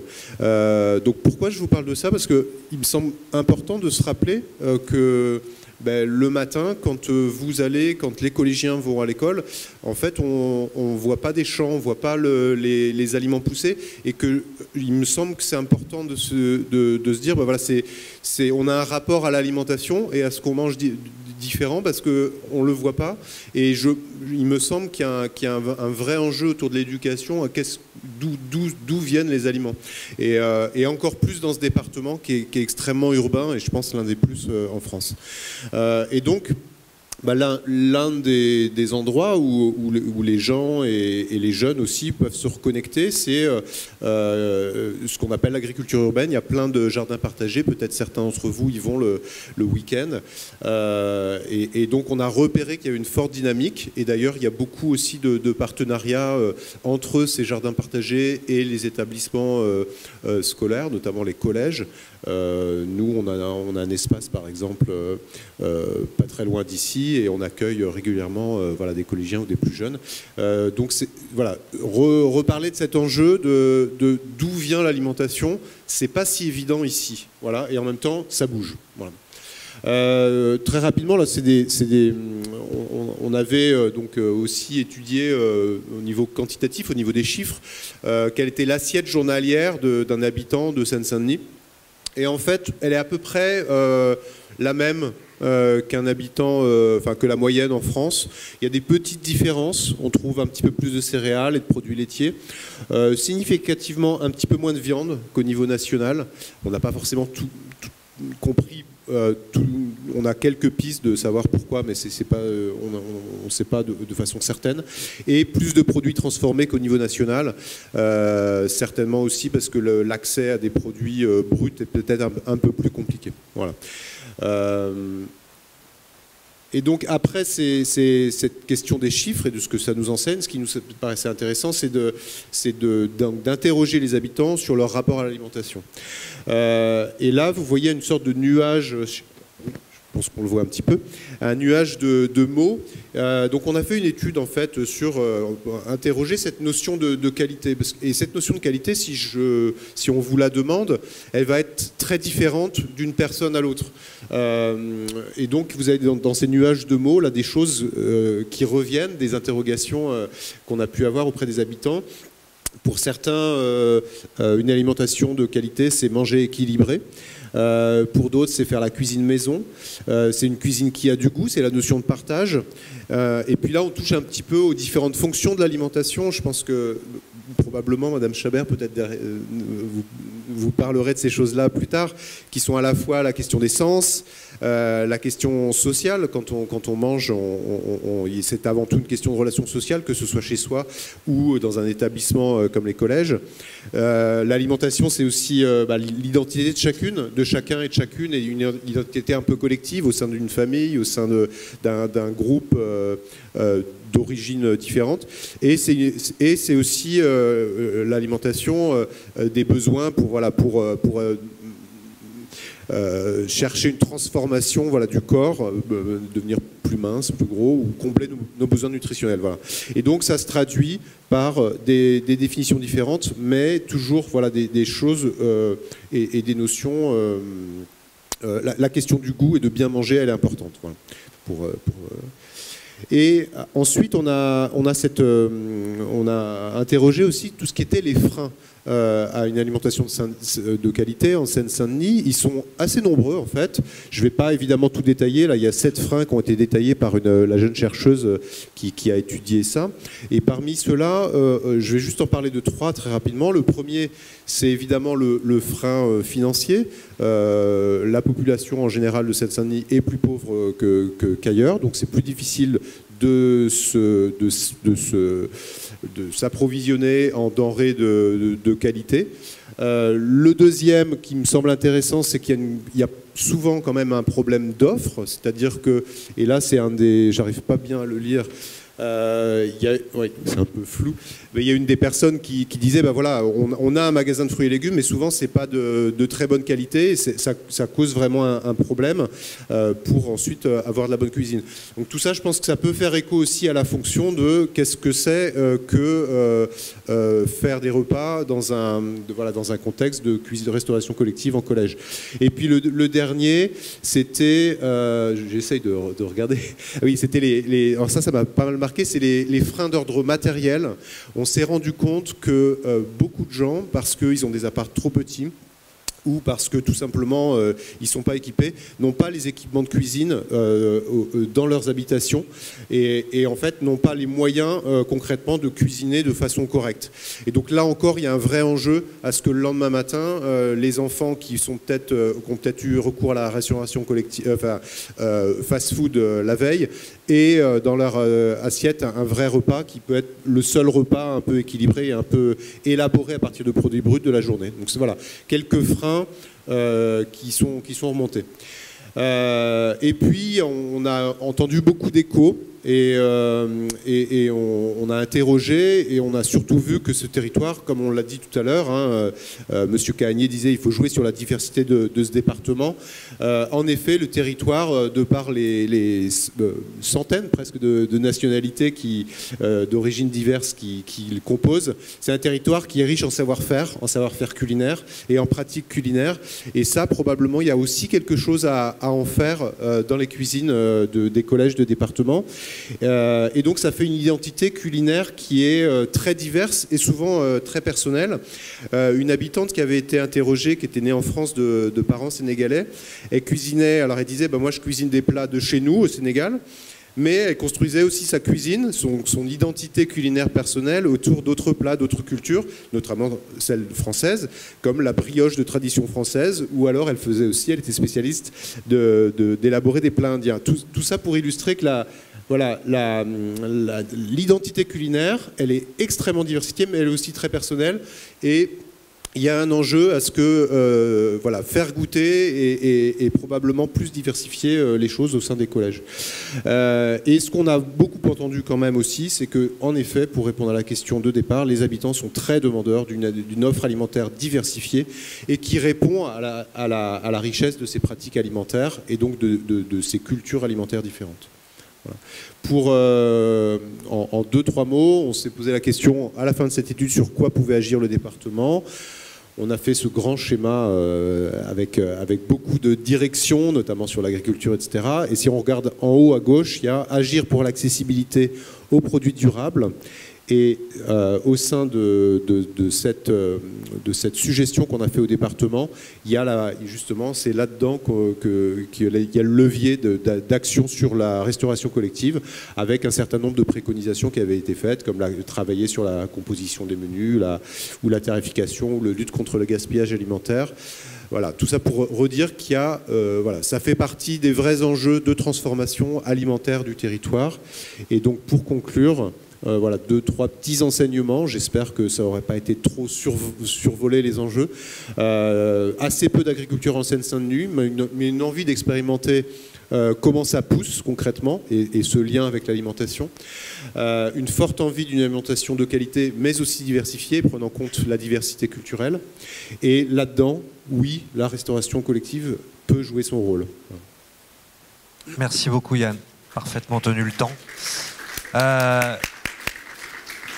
Je partage une petite anecdote, puisqu'on parlait de la production agricole en Seine-Saint-Denis. Monsieur Cahagnet, qu'on entendait juste avant, se fournit en légumes, pour une bonne partie de ses légumes, à la ferme du Sausset, donc dans un espace au sein d'un parc départemental, mis à disposition par le conseil départemental, exploité évidemment par un agriculteur indépendant. Mais voilà, le département, certes, au travers de sa restauration collective, a évidemment un rôle éminent à jouer pour parfois assurer le seul repas équilibré de la journée et faire découvrir aussi ces spécificités de nos goûts. Mais le département est aussi un levier de production pour des pratiques aussi emblématiques que celle de l'auberge des Saints-Pères. En tout cas, effectivement, je retiens que force, faiblesse, avant tout, on est spécifique en Seine-Saint-Denis, qu'il y a des ressources et des pratiques alimentaires du territoire qui sont très riches, et quand dans le même temps, évidemment, il y a de nombreux défis en face desquels on est confronté dès lors qu'on parle d'accès à une alimentation de qualité, défis auxquels la restauration collective scolaire a un rôle et une réponse à apporter, une partie de la réponse. On a beaucoup parlé de vous, on a beaucoup parlé des professionnels et des professions, un peu plus des habitants et sur cette dernière séquence, mais j'aimerais qu'on continue à s'intéresser avec vous, Michel Chabert, aux collégiennes et aux collégiens. Madame Chabert, vous êtes chercheuse en santé et nutrition à l'école pratique des hautes études. Vous travaillez et vous avez une clé USB. Voilà. Tac. Je vous laisse vous installer. Vous travaillez beaucoup sur les comportements et les choix alimentaires.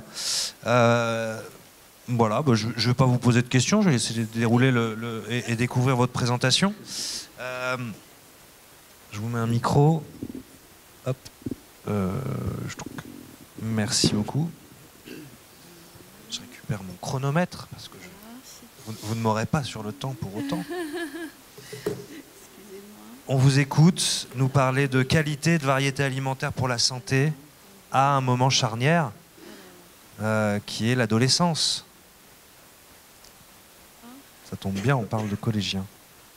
Allez-y. Ça va s'ouvrir. Voilà.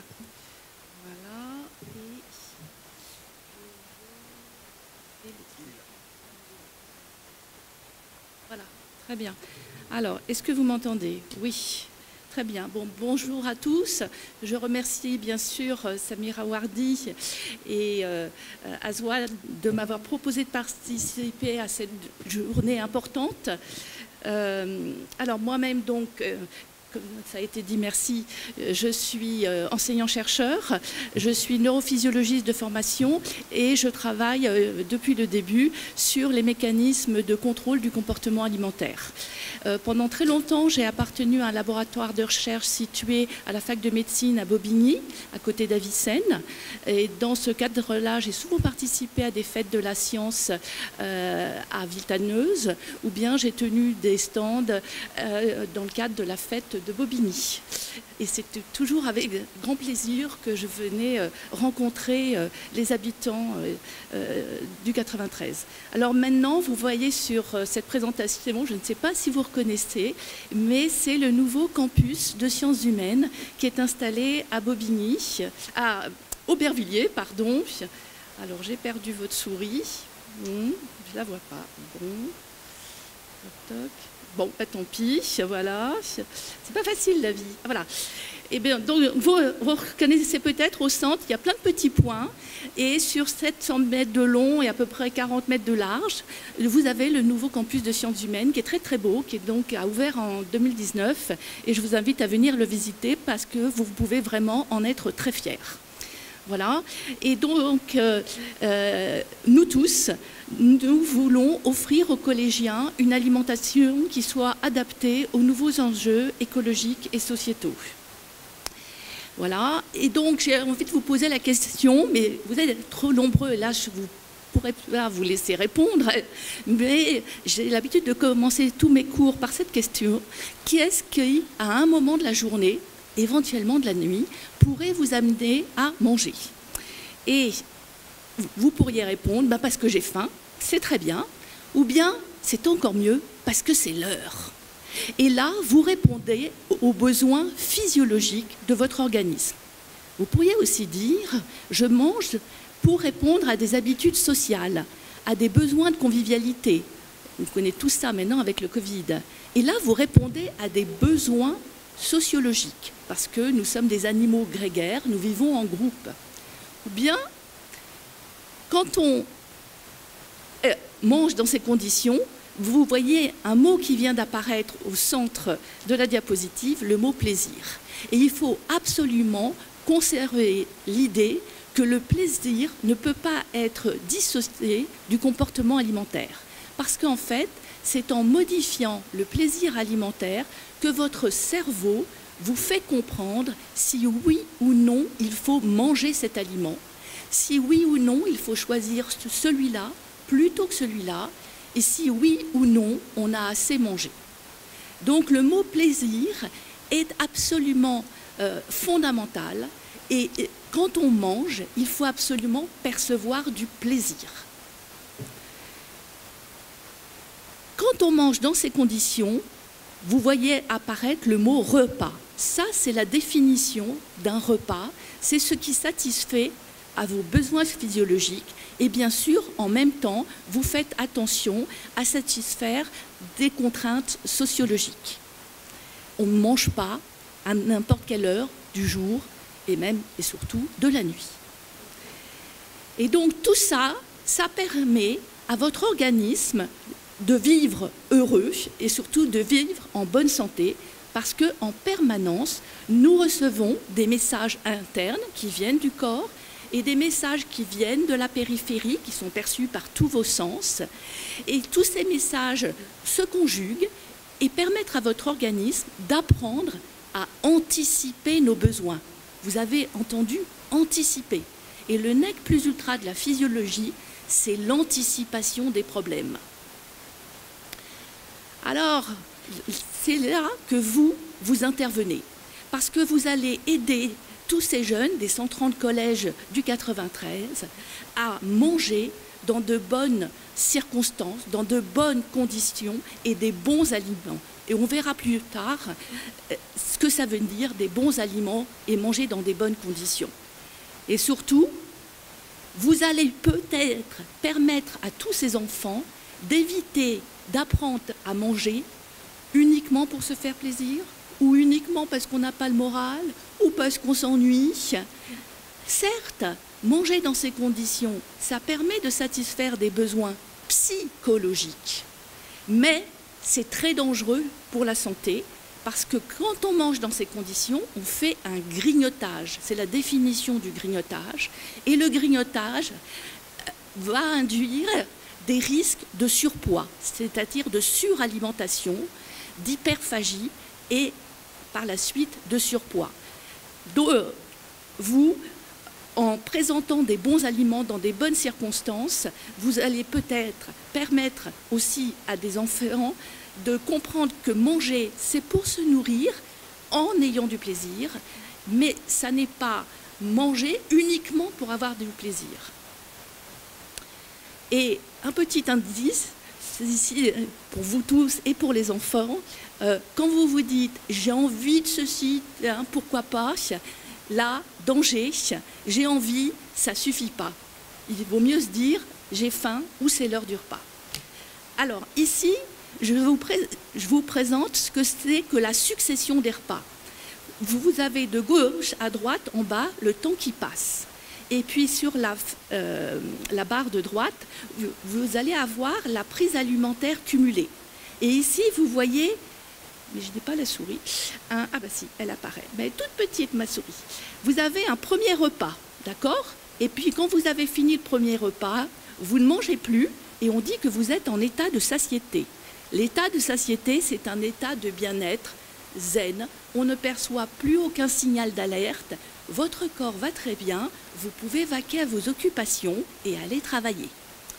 Et puis, on a pu montrer qu'en fait, la quantité d'énergie ingérée dans ce premier repas va déterminer l'heure du second repas, l'heure du repas suivant. Il n'y a pas de hasard, c'est de la physiologie, c'est quasiment de la physique, de la chimie.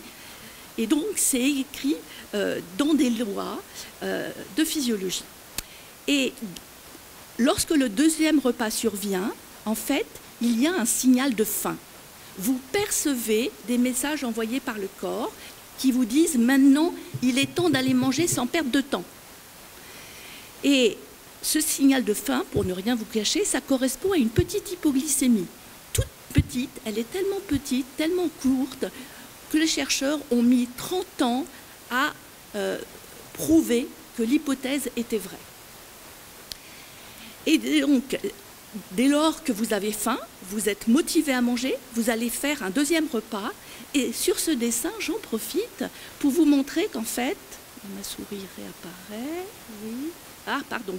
Aïe, aïe, aïe. Donc, ma souris, voilà. Ma souris est là. Et vous voyez que quand vous commencez à manger, vous êtes très motivé. Vous mangez très, très vite, éventuellement. Et puis, petit à petit, regardez, il y a une décélération dans l'acte alimentaire. Vous mangez de moins en moins vite. Pourquoi? Parce que vous commencez à être rassasié. Et quand vous avez assez mangé, manger ne fait plus plaisir et on s'arrête de manger. Et là, on dit qu'on est rassasié. Et à partir du moment où on est rassasié, on est de nouveau dans l'état de satiété. Et là, vous allez intervenir. Pourquoi? Parce que les mécanismes du rassasiement, ce sont essentiellement des mécanismes dits conditionnés, c'est-à-dire qui résultent d'un apprentissage. Et les mécanismes du rassasiement se mettent en place en 15-20 minutes. C'est-à-dire que normalement, un repas ne devrait pas durer moins de 20 minutes pour laisser le temps à l'organisme de percevoir tous les messages de la sphère orale, puis tous les messages de la sphère gastrique. Et tous ces messages conjugués viennent dire au cerveau, oui, tu as reconnu cet aliment est fait pour toi maintenant, et oui, tu en as ingéré une quantité suffisante. Et pour que le cerveau fonctionne bien, pour que tous ces mécanismes fonctionnent bien, il faut que l'environnement alimentaire soit adéquat. Et donc, le décor de la cantine, de la salle de restauration, le silence éventuellement, c'est-à-dire le silence, je sais bien que ça ne peut pas être un silence total, on n'est pas chez les moines, hein, mais il faudrait essayer d'installer une atmosphère paisible pour que tous les systèmes fonctionnent bien. Hein, il faut garder ça en tête. Donc là, vous allez agir. Voilà, et de nouveau, on est en état de satiété. Et oh, regardez ce qui vient d'apparaître, l'horloge. Et regardez bien, l'horloge, elle est apparue avant l'apparition du signal de faim. Ça veut dire que quand on mange à heure fixe, et normalement c'est ce qui devrait arriver 3 ou 4 fois par jour, quand on mange à heure fixe, on mange avant même d'avoir faim. Et ça, c'est vraiment le summum. Parce que quand on se met à table, avant même de crever de faim, eh bien, on va choisir des bons aliments. On va choisir des aliments, par exemple des carottes râpées, qui apportent plein de vitamines et plein de fibres. Mais si on attend d'avoir très très faim pour se mettre à table, que ça peut arriver, pour vos ados, là, ils vont se ruer sur les pâtes ou se ruer sur un immense Big Mac qui, soi-disant, va les satisfaire. Mais en réalité, non, ça ne va pas satisfaire leur santé. D'accord? Donc, vous, en permettant à des élèves d'apprendre à manger à heure fixe, eh bien, vous avez un rôle prédominant dans la conservation de la santé. Mais vraiment prédominant. Manger à heure fixe permet de mieux contrôler les choix alimentaires et les quantités ingérées. Et donc, vous apparaissez ici. Alors, comment est-ce qu'on reconnaît les aliments? Comment est-ce qu'on sait qu'un aliment est fait pour moi, pour vous, à tel moment de la journée?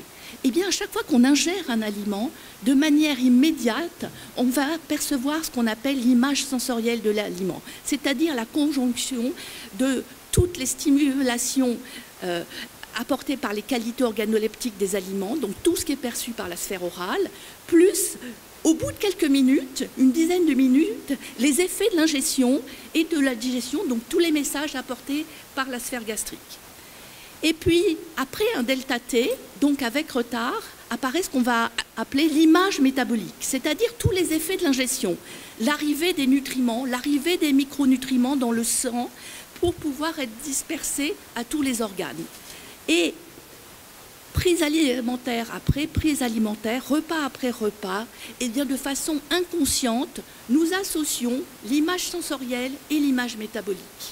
C'est complètement inconscient, c'est un apprentissage qui existe même in utero, et donc après, depuis qu'on commence à manger, et toute la période de l'enfance, de la petite enfance, mais même jusqu'au collège, et voire après, on peut continuer à apprendre ce que représente au niveau nutritionnel chacun des aliments.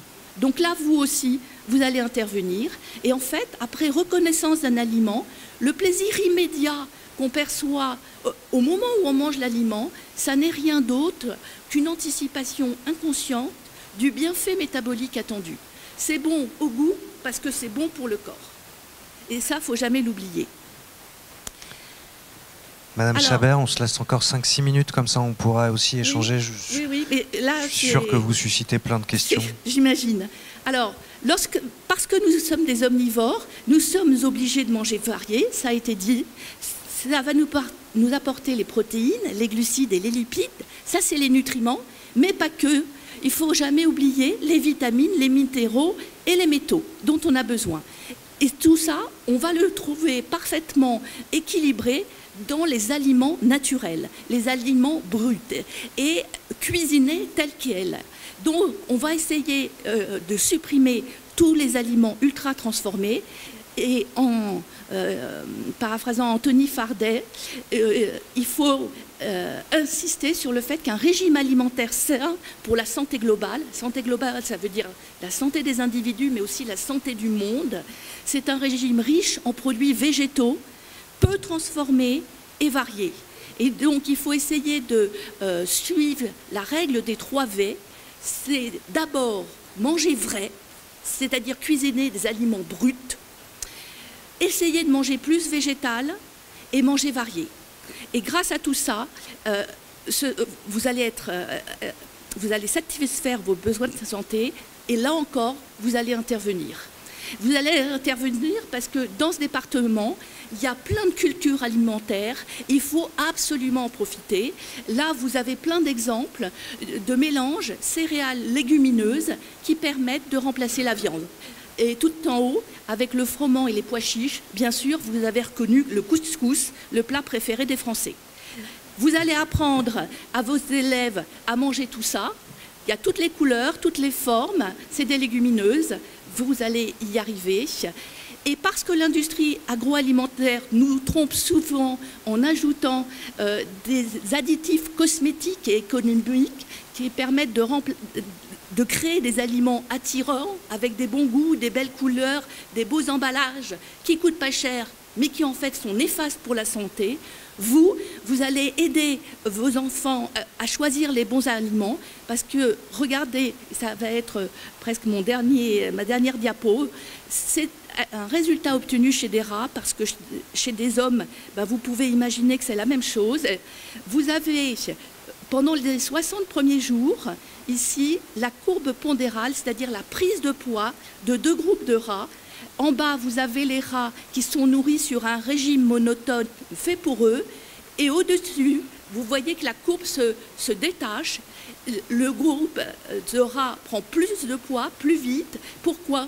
Parce que c'est le même régime, mais on a ajouté des arômes. Des arômes, que des arômes. 5 arômes différents. Et ça suffit pour stimuler la prise alimentaire et rendre les animaux obèses. Pourquoi obèses ? Parce qu'au bout de 60 jours, quand on rend le régime monotone, vous voyez que la courbe de poids des animaux du haut baisse un petit peu, ils maigrissent un peu, mais jamais suffisamment pour retrouver le poids des témoins. Ça veut dire quoi ? Ça veut dire qu'ils ont atteint un stade d'obésité et qu'ils ne peuvent plus revenir au poids des témoins. Et vous avez bien compris, on a obtenu ça rien qu'en rajoutant des arômes, sans rajouter du gras ni du sucre. D'accord? Donc c'est absolument impressionnant. Et donc, à gauche, c'est ce qu'il faut éviter. À droite, c'est ce que vous allez apprendre à tous vos collégiens. Il faut boire de l'eau. Et boire de l'eau au moment du déjeuner, c'est un besoin hydrique. Et donc, l'élève peut apprendre à apprécier cet apport. Vous allez apprendre à vos élèves à choisir des fruits qui aient du goût, plutôt que des desserts très jolis, très affriolants, mais pas faits pour la santé. Vous allez apprendre à vos élèves que même au sein d'un même groupe de légumes, il peut y avoir plein de couleurs. D'accord? Et puis vous allez apprendre à vos élèves à éviter ça, qui est plein de produits dégoûtants. Et il faut savoir... Alors ça, c'est une fois de temps en temps, éventuellement les jours de fête, mais absolument pas tous les jours, parce qu'il y a un laboratoire de recherche à Bobigny qui, en 2018, a publié que plein d'aliments ultra transformés, et ça c'est du super ultra transformé, ça induit un risque supplémentaire de cancer. Voilà, merci.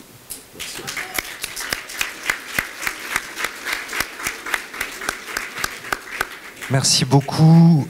On a commencé la matinée en parlant de votre expertise, de vos compétences, de la manière dont on souhaitait organiser au travers de l'EPSF la reconnaissance qui doit permettre de nourrir vos parcours professionnels. Cette deuxième séquence, je trouve, a beaucoup montré votre pouvoir. Le pouvoir, on en a parlé, tous ces petits vous là qui apparaissaient, mais aussi à travers de tes interventions, Yann, et de celle de Jean-Claude Cahagnier, on voit que en tant qu'agent, au sein du service public, dans des collèges, en responsabilité de fonction de restauration, vous avez un pouvoir énorme. Et tout l'enjeu est peut-être de mettre tout ça en perspective, le pouvoir, les compétences, l'expertise, la reconnaissance.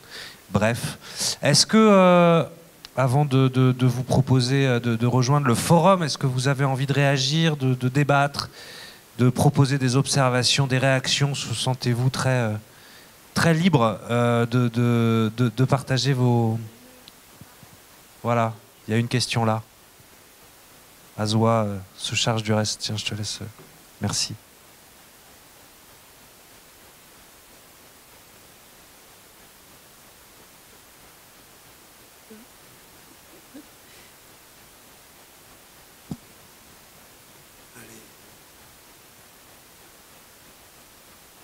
Bonjour, je suis agent mobile. Alors il faut bien coller le micro à votre, juste sous votre lèvre, comme ça on va bien vous entendre. Et oui, vous levez, c'est encore mieux. Bonjour, je suis agent mobile EMR de la section 1. Je suis Madame Wokdani. La question que... Enfin, ce n'est pas une question, mais c'est une suggestion. Parce que vous avez proposé des qualités organoleptiques. Et ce qui est très bien par rapport à l'éducation des élèves. Et de mettre en avant les entrées, parce que nous avons à présenter les entrées. Et hier, j'ai eu pratiquement les élèves qui étaient contents, parce que par rapport aux œufs que nous avons présentés, et j'ai mis des couleurs, du rouge, du jaune, ce qui fait que seulement à la vue, et par rapport aussi à d'autres variétés d'entrées, eh bien, les enfants, ils mangent plus facilement. De ne pas mettre trop. Et ce qui fait qu'avec les yeux, les enfants ils voient bien. Et je dis qu'avec les yeux, vous mangez déjà. Et je leur dis de sourire. Parce que je dis, si vous dites bonjour, vous souriez, ça donne envie de manger. Bravo, bravo, bravo. Merci. Est-ce qu'il y a d'autres réactions?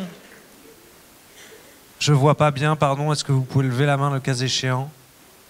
Non? Madame Chabert, peut-être une réaction à cette... Ah ben c'est génial. C'est un résumé parfait. Le plaisir, une ambiance décontractée, un respect mutuel entre les salariés qui servent les repas et les élèves. un respect mutuel, c'est la totale, c'est la sociabilité. C'est le combo, comme on dit, bravo. C'est aussi ce que j'avais entendu, Monsieur Kahanier, en préparation de cette réunion, qui pouvait apporter aussi des suggestions, etc. C'est très juste. Alors j'ai vu que Azoa partait rejoindre un deuxième intervenant. On vous écoute. Ça marche là? Allô? On vous écoute. Alors moi je me présente, Monsieur Doucouré. Alors moi je travaille au collège Marcel Cachin au Bloménil. Alors, ce que vous dites, vous, c'est qu'entre la théorie et la réalité, il y a quand même une grosse différence. C'est qu'à la cantine, les élèves se plaignent beaucoup des repas. Et nous, au collège Cachin, les repas ne sont pas très variés. Ils mangent souvent la même chose. Et la qualité aussi du pain est très mauvaise. Donc, bon, c'est bien de dire ça, mais en même temps, la cantine, en tout cas dans mon collège à moi, c'est pas terrible. Voilà. Donc ça, c'est la réalité. Effectivement, vous avez raison. On est là pour se demander comment on passe de la théorie à la pratique. Merci de votre contribution. Je sais pas, est-ce qu'il y a une réaction de... Je pense que tout le monde a bien compris qu'il fallait partager les savoirs. Vous allez échanger avec vos autres collègues et tous ensemble, vous allez progresser. Il y a un très très fort potentiel, on est bien d'accord. Il y a une autre contribution. Je vais juste poursuivre par rapport... Mettez bien le micro contre votre bouche, s'il vous plaît, sinon on ne vous entend pas. Je vais juste poursuivre par rapport à ce qu'a dit le monsieur derrière Le micro moi. est encore trop loin, on vous entend vraiment pas, je suis désolé. Oh là là, ça va être dur. C'est bon? J'ai dit, je vais juste poursuivre par rapport au monsieur derrière moi, quand il disait il y a une grande différence entre ce que vous dites, la réalité, parce que c'est vrai, la nourriture en cuisine centrale, c'est franchement, pour dire le mot, dégueulasse. Ce n'est pas assez varié, c'est souvent la même chose, c'est répétitif en fin de compte. Alors qu'avant, le cuisinier qui préparait, parce que ça fait depuis peu, on est passé en cuisine centrale, le goût était vraiment différent parce que lui, il travaillait avec amour. Donc, ce qu'il préparait, il préparait pour un petit groupe d'enfants, c'est-à-dire environ 200 ou peut-être moins, mais quand on travaille dans les cuisines centrales, on travaille en grosse quantité pour beaucoup d'établissements. Et donc, je ne pense pas que les cuisiniers, ils ont le temps vraiment de préparer avec amour pour dispatcher dans les cuisines. Parce que ce n'est pas varié, parce que souvent, tout part à la poubelle. Je pense que c'est important de répondre à cette question parce que ça se dit beaucoup.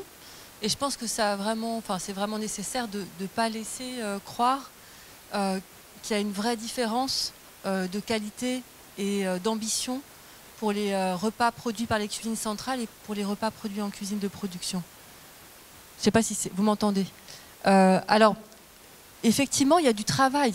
Ce que vous dites, on n'y est pas. Mais oui, quelque part, tout le projet du SARDEC et de transformation de la restauration durable, c'est de se dire qu'il faut qu'on atteigne tout ce qui a été évoqué ce matin et qu'on a du chemin à parcourir et que l'espace des partages et des savoir-faire, c'est aussi comment on se donne collectivement les moyens de parcourir ce chemin pour faire plus de qualité. Et ce plus de qualité, moi je vais vous dire, les agents en cuisine centrale qui sont vos collègues et qui sont dans la salle aussi, je vous assure qu'ils ont la même implication et la même envie, et puis ils viennent des collèges souvent d'ailleurs, ils ont vraiment cette même envie de faire de la qualité pour les collégiens. Donc pour nous, il est impératif que l'enjeu de qualité, on l'atteigne aussi bien dans la production par les cuisines centrales, et votre collègue l'a dit tout à l'heure, avec un énorme enjeu de réchauffage après, et de qualité de réchauffage dans les collèges, que dans les cuisines de production. Et donc tout le chantier de transformation de la restauration durable, il y a aussi la question du retour des usagers, qui est travaillé par l'équipe de Samira, qui fait des enquêtes, qui essaye d'aller sur le terrain, de savoir si les collégiens sont contents, pas contents. On ne va pas se mentir, on a pas mal de retours parfois qui sont négatifs. Donc on essaye d'avoir un peu un baromètre et de se dire, notre sujet, c'est qu'ils mangent mieux. Il y a des enjeux de santé qui sont évidents, il y a des enjeux de transition écologique qui sont majeurs, mais qu'ils aiment, avant tout, qu'ils aiment ce qu'ils vont manger. La notion de plaisir, on l'a, et ils l'auront que si ils ont envie de le manger. Et puis on a un enjeu de lutte contre le gaspillage alimentaire. Ne pas gaspiller, c'est avoir envie de manger l'assiette. Donc on travaille aussi ça, on travaille aussi les enquêtes auprès des collégiens, auprès des familles, pour essayer de voir comment, justement, on va aller vers une amélioration de leur perception de ce qu'ils ont dans l'assiette, aussi bien en office de réchauffage qu'en cuisine de production. Merci beaucoup Marianne. C'est un débat qui s'inscrit dans le temps et la lucidité aussi de l'encadrement est fondamentale pour permettre à ces projets de mûrir. On arrive à 11h15, peut-être Azwa, quelques mots sur ce qui nous attend maintenant. Merci beaucoup. Alors il y a beaucoup de choses qui se sont dites. Moi je me présente très rapidement, je travaille au SARDEC et j'ai eu le plaisir de co-construire ce projet-là, cet espace Même sanction, Azwa, le micro bien collé sous la lèvre. Et donc j'ai eu le plaisir de construire ce projet-là avec les collègues qui sont ici aujourd'hui, qui sont là-bas et qui vous accueillent au niveau des stands. On a parlé de beaucoup de choses et je vous propose maintenant de passer du conceptuel de l'échange à la pratique et l'idée c'est que vous puissiez découvrir de façon concrète cette programmation qui va être tout au fil des mois. On aura un peu le même mode de fonctionnement où on vous invitera justement à participer à des ateliers, à des rencontres, partager ensemble les bonnes pratiques, découvrir de nouvelles pratiques et il y a plein de sujets qui sont à l'honneur aujourd'hui.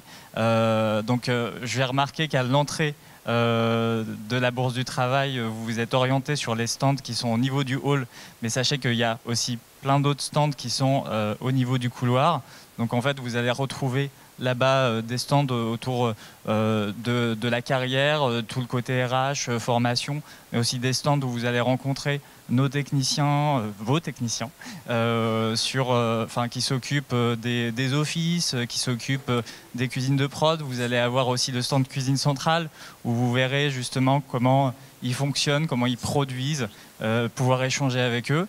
Et donc, ici, il y aura aussi un stand, donc je vous invite aussi à rester pour ceux qui sont intéressés sur tout le côté nutrition, santé. Et au niveau, donc je vous invite vraiment à partir au niveau du couloir, où là, on va parler du concours, il va y avoir un concours culinaire qui va être organisé à la rentrée. On vous invite à participer aussi en nous créant le logo de l'EPSF, de l'Espace des Partages et des Savoir-Faire, parce que il a une marque et on veut vraiment que vous puissiez être contributeurs et contributrices. Et donc des stands avec les collègues sur l'entretien des collèges, l'entretien mécanisé. Et surtout, je voulais faire un point là-dessus parce qu'il y a un stand de transition écologique que j'estime très important parce qu'on va avoir des collègues agentes qui vont participer et qui vont aussi présenter leurs activités, leurs projets dans le collège, qu'elles font dans les collèges, et montrer à quel point les agents font partie intégrante de la communauté éducative et portent aussi ces enjeux-là, que ce soit d'alimentation, que ce soit de sensibilisation au tri des déchets et plein d'autres projets. Vous verrez qu'il y a les moyens aussi d'agir. C'est le stand. C'est le stand à ne pas rater. donc je vous invite vraiment à voir les stands et aller au niveau des couloirs, découvrir et échanger. Et encore merci. Merci Azwa, merci à tous, merci aux organisateurs, aux intervenantes, aux intervenants, à vous pour votre écoute et vos contributions.